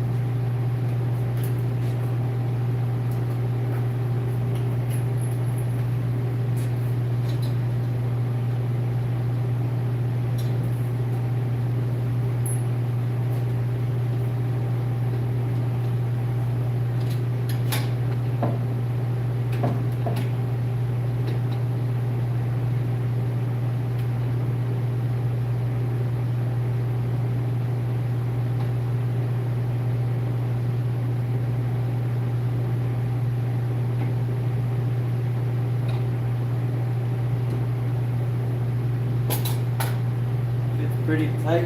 I'm gonna cut the bottom one more time.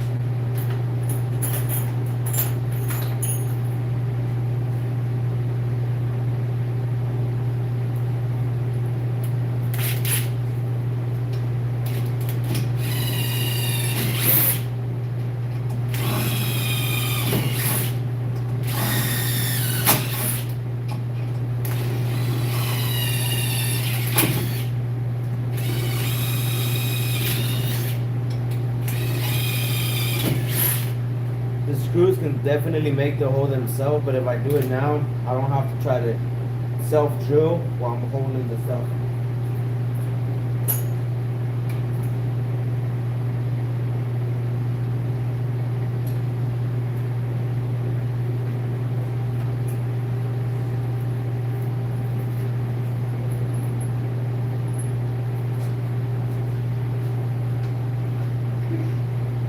I might have a problem with them poking too.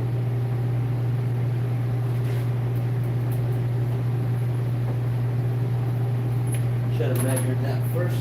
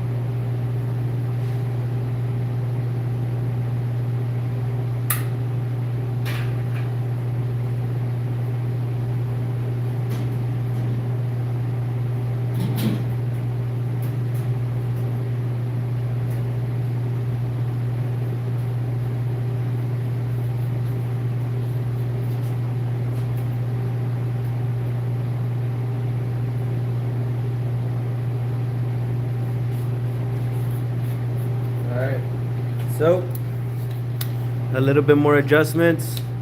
The big headed screws are just too long and they were the smallest ones available. And the next step down, you're too small. So what I'm gonna do is I'm gonna modify the bigger bolts that you can see right there because the small ones are not grabbing enough.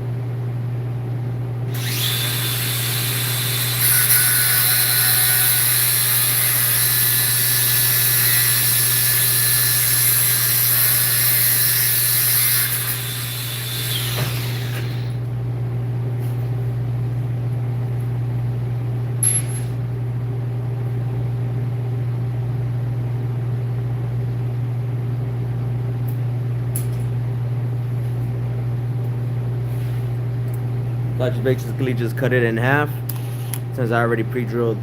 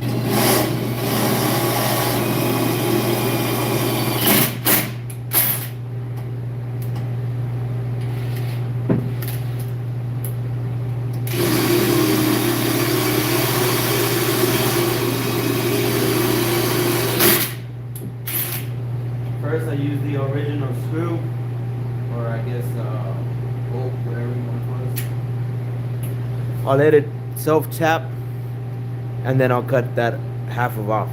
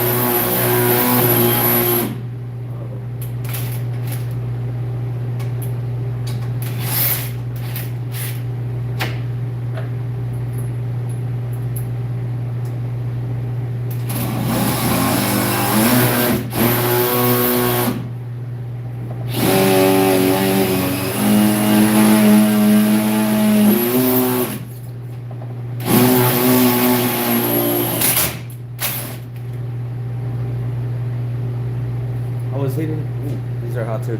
I was hitting the center of a weld on that last one. Right.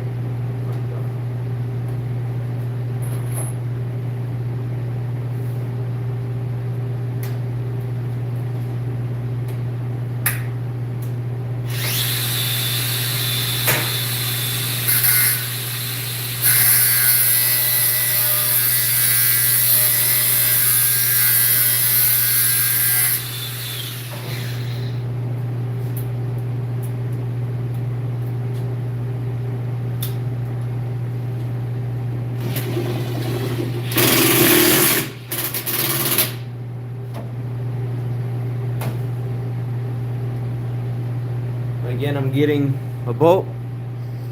I'll grab it here just to be safe. Clamp it as good as I can, and literally just cut it in half.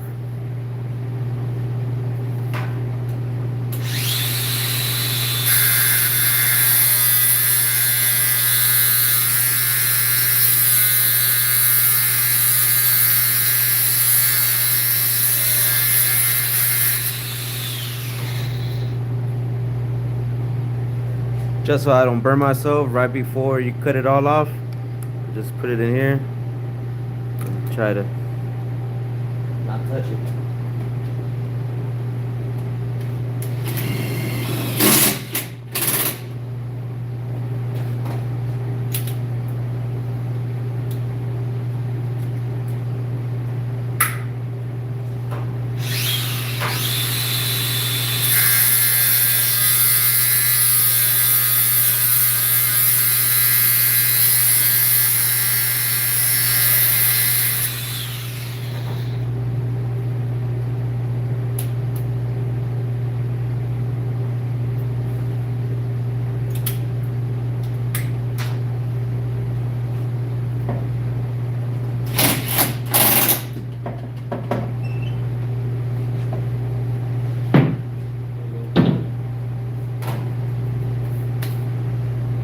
Now I'll be able to get my tanks in and out, and then I'm gonna put a little latch over there. Hopefully it stays tight. If that doesn't work, I'll end up getting something that latches like the toolboxes, where it has a hook, and then you press, like compress it to latch it over. But hopefully these work.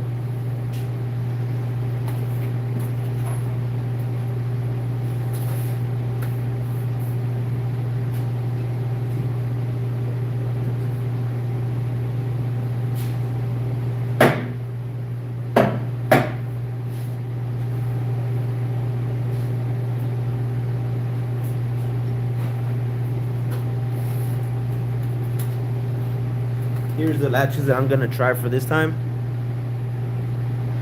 What I liked about this one is that I believe you could twist this one in order to release. So that should be like my safety mechanism.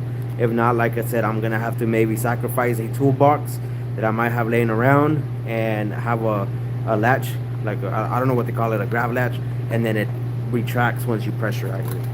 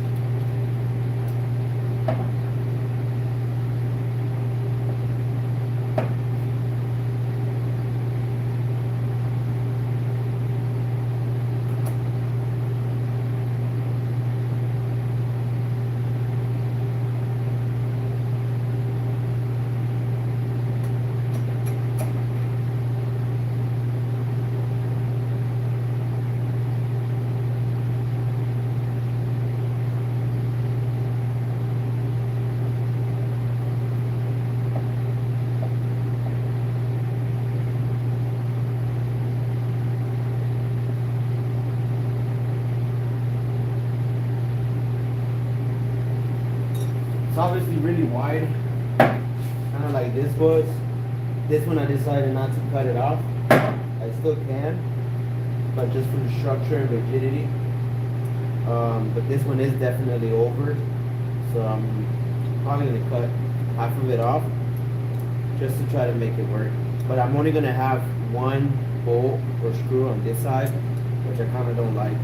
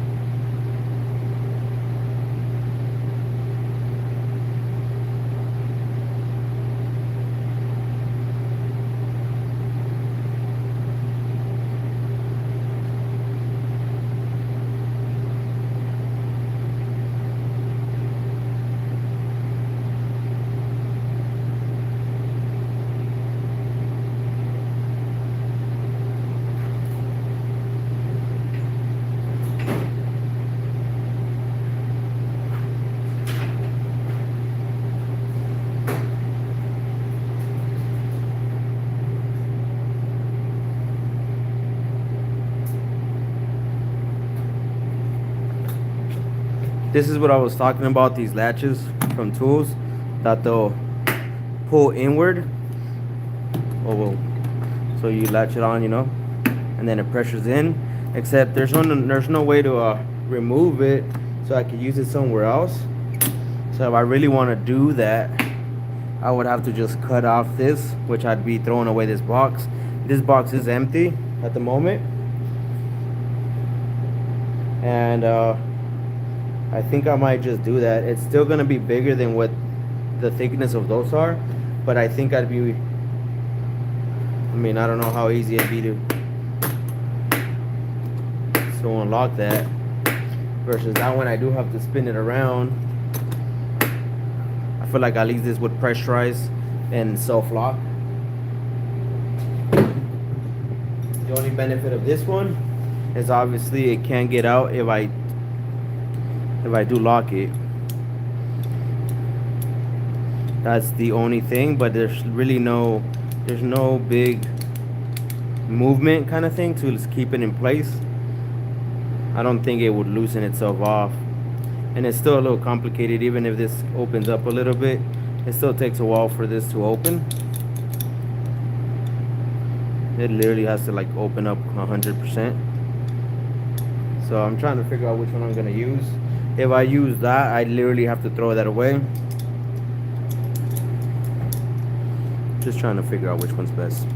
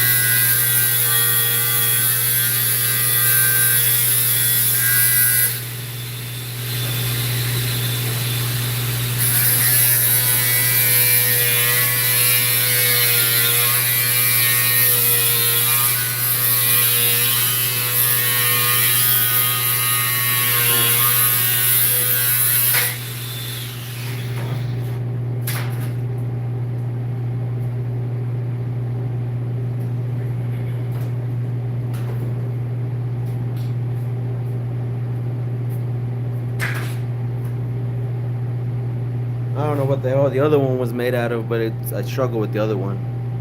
But all right, here it is. I'm just gonna clean off the edges and then try installing this. I had to cut it down. That way it's not too crazy.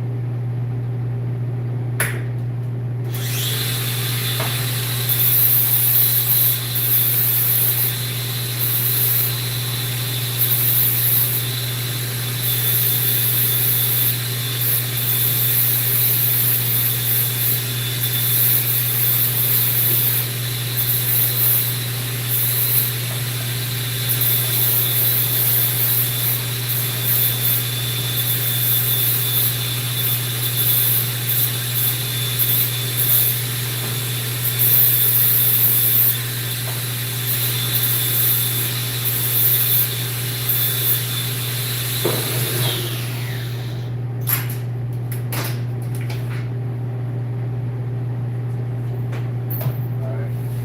Sorry about that, guys. I had to go cut that thing. That shit was weird.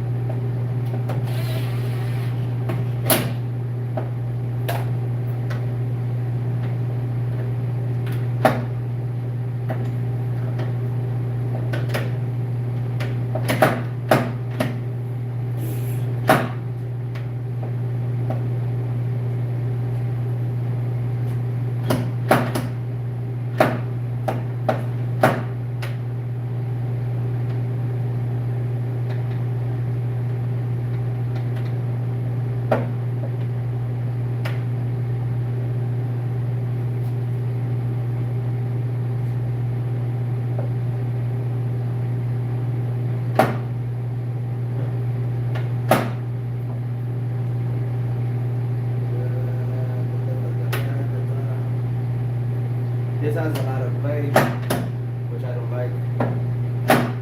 Shit, I think I should have gone with that.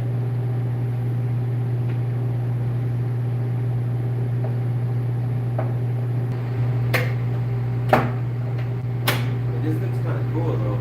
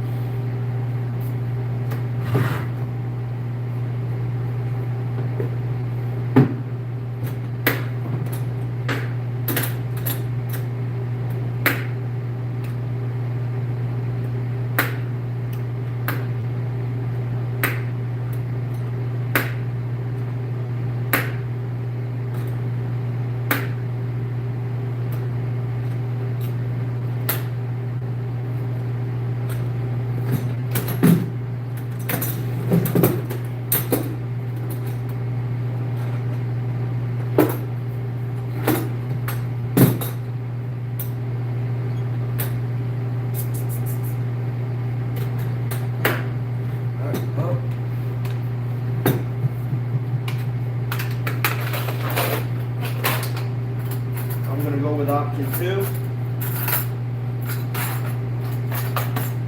That worked, but it's got too much play. I wanted 100% steady, so can't do nothing more.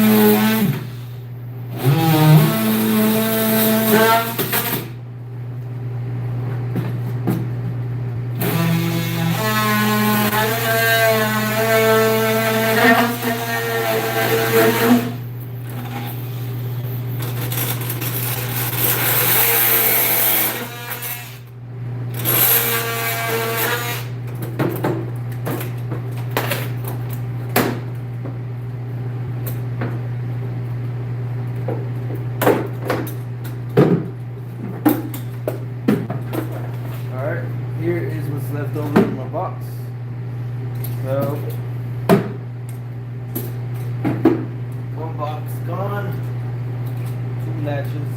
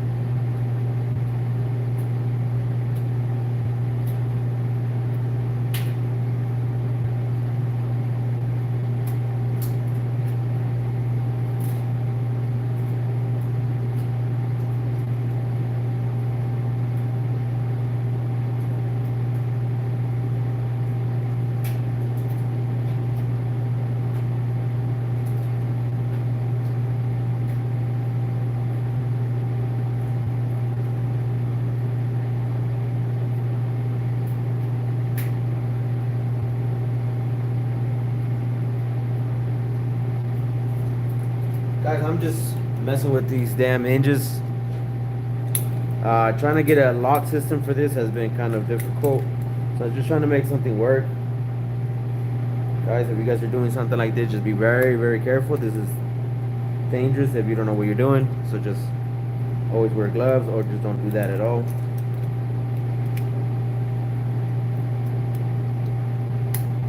Making sure that it's not sharp.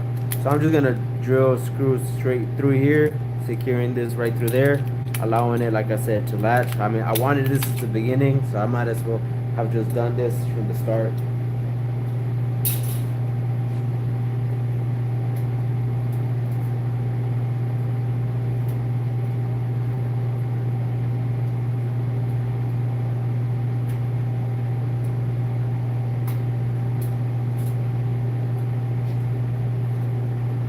If you guys have any questions, let me know. Who's still on board on the live here? We're trying to finish this welding cart in order for me to be able to get the first truck that we're gonna be sporting our body kits that we're producing.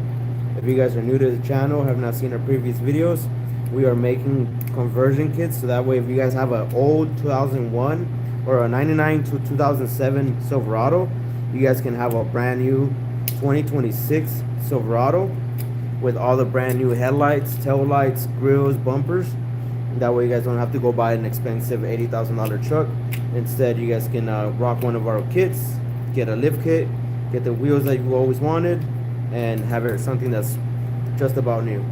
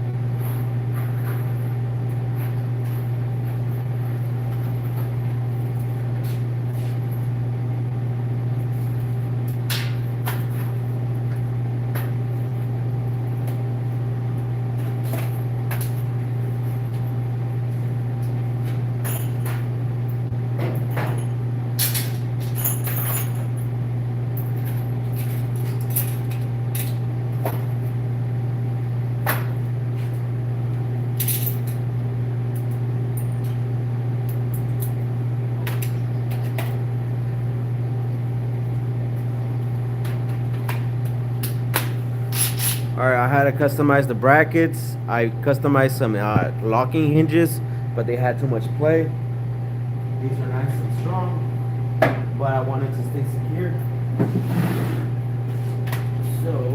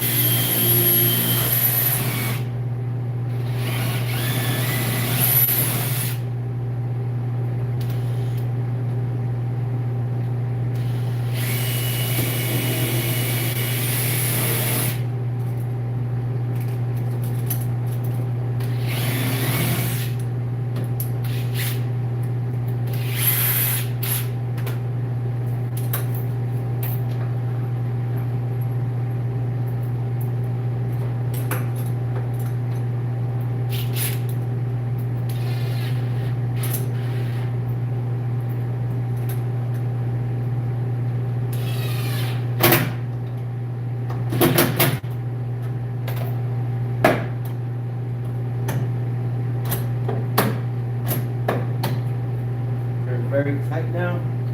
Secure them. I like that.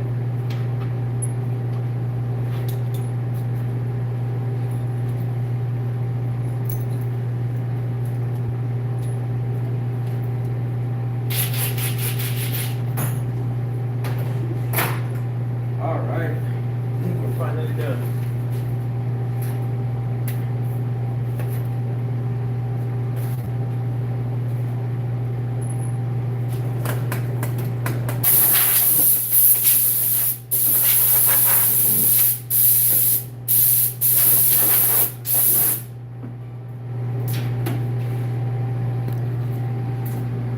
All right, check it out. That's gonna be it.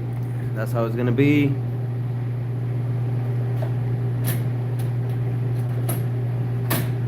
And I'm able to lock here. Put a little lock if I wanted to for extra safety.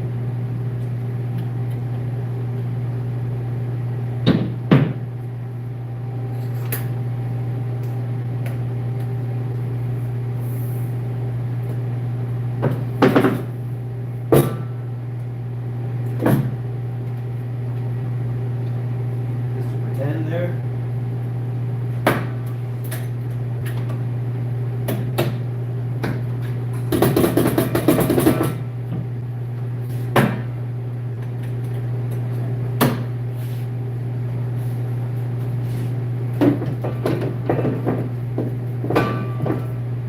I mean, the only way that thing is coming out is if the whole cart tips over, but at that point it might just slide out a foot or so from the cart, so that shouldn't be too much of an issue. If you saw this fall, it's gonna land on here and here first, and this would just maybe bump into something, but most likely it wouldn't. So I like exactly how it came out. The stain is pretty cool. The colors, I thought it was gonna be too dark, but I do like it. All right, pretty good.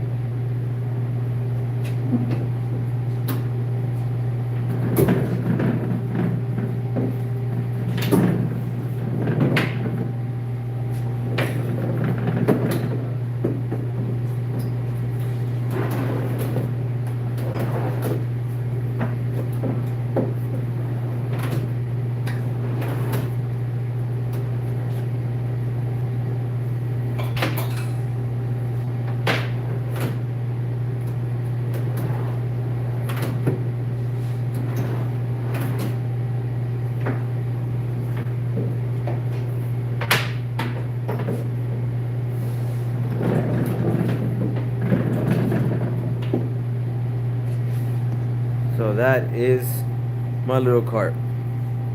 Done. All right. Like I said, I'm probably gonna do a whole bunch of holes here on this entire panel just for it to breathe more. On the other side, I might not, just so I'm not. That will be my working station. So right here, I'll go ahead and drill a lot of holes for breathing, for air, for the welders, and then I'll countersink them, sand it all down, probably stain it a match. And on this side, I'll probably do maybe some hangers, some brackets for my cables for that machine alone. And then this side is gonna get this work surface mounted to it a little bit higher, where I'll be able to lift it up. I won't be able to elevate the surface on it. The one, solid mounting face, it's gonna stay there. But I'll be able to drop it down and lift it so that I can put my grinder and tools. Most likely I can have it just like this set up. Like I can have my parts that I'm gonna weld and fabricate on here. Work on my truck, and that's where it is. Go up here, put something here, like magnets, like clamps, and use everything together. So this is coming up together finally, and this is pretty heavy. I might reduce it, just cut it down a little bit so it's not so heavy.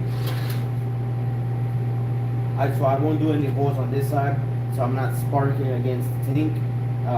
If I'm grinding or welding, it doesn't shoot onto the tank or the machines. All right, that's gonna be it for now. I do not have the brackets that I need for this. I just ordered them, so that'll be the only thing pending. I'm gonna go ahead and secure this the entire cart onto it. Right now, I had the same problem as I showed earlier.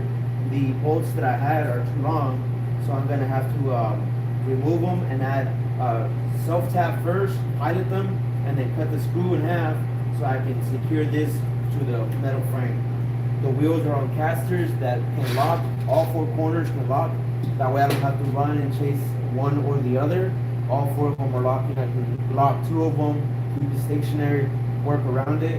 So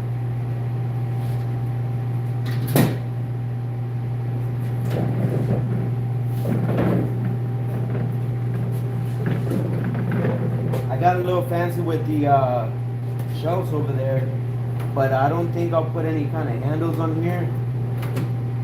Maybe, but I don't think so. I mean, you can just grab these as they are. No need for anything else. I do need to adjust the rails. They're probably getting full of dust already. They're not trying to self-close, but we'll work on those. Oh, it's got the cable. All right, so pretty good for now. While we wait for the other stuff like the bracket, and then while I make this other hose, that'll be it for this video. I'll go ahead and restart the live. Probably go get something to eat for a little bit. It's been 2.5 hours. I appreciate the likes, guys. It's been 2.5 hours me trying to show you guys this. So finally I can call this done because I wanted to make sure that this was secure. I'll go ahead and show an update later on, but right now I'm gonna stop this live so I can do the same kind of work onto this. So this is the same, it's a flip top, but I do have, these are the brackets that I don't have for that machine for the shelf. These are on my welding slash miter saw, welding table. So that's what this is. This goes tied up to the bottom here, and they'll have a butcher block table as well. That'll be an outfeed wing, so I'll have an additional like 30 inches worth of space on here and on the other side, so when I need to cut something I have more than enough work surface. So I'll install those, cut the butcher block, I'll sand everything down and stain those to match the little cart that I just made, but the frame and the cabinet are all gonna get painted black. That way the cabinets on here are gonna match the stain, and then golden handles on all the upperwards, but they're getting painted green. So we're just trying to tighten up the shop. Some of these haven't even been filled in yet because I used to have all this stuff laying around outside in the backyard. So having to use something, I would always have to run outside and then look for something. So I've been waiting to sand these down. I did one sanding, give it a smoother sand. I primer them with oil-based paint, but once I go ahead and paint them green, so one more sand, paint them green, get all the golden handles on them. Do the same thing with this. This is not getting black, it's getting green. So green border, wooden faces, and then it'll match the other cart.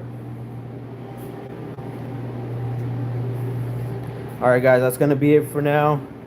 Next week or Sunday tomorrow, we might be trying to pull the molds off the truck so we can start making those. We've been doing everything that we can in order to stay on track and show you guys a release on this February. So by the end, the goal now is by the end of February, we want to have our 2005 single cab that's sitting outside. It's currently a work box that has a service body on it, but we're going to cut that off, make it a short bed, and then use our new kits that we're making. So it won't be on this truck that you guys will see the body kit, because this one's still gonna get some engine work. I think we have to replace the OB7 Duramax injectors, maybe the turbo. The inside is gutted. I have a suicide door on this side.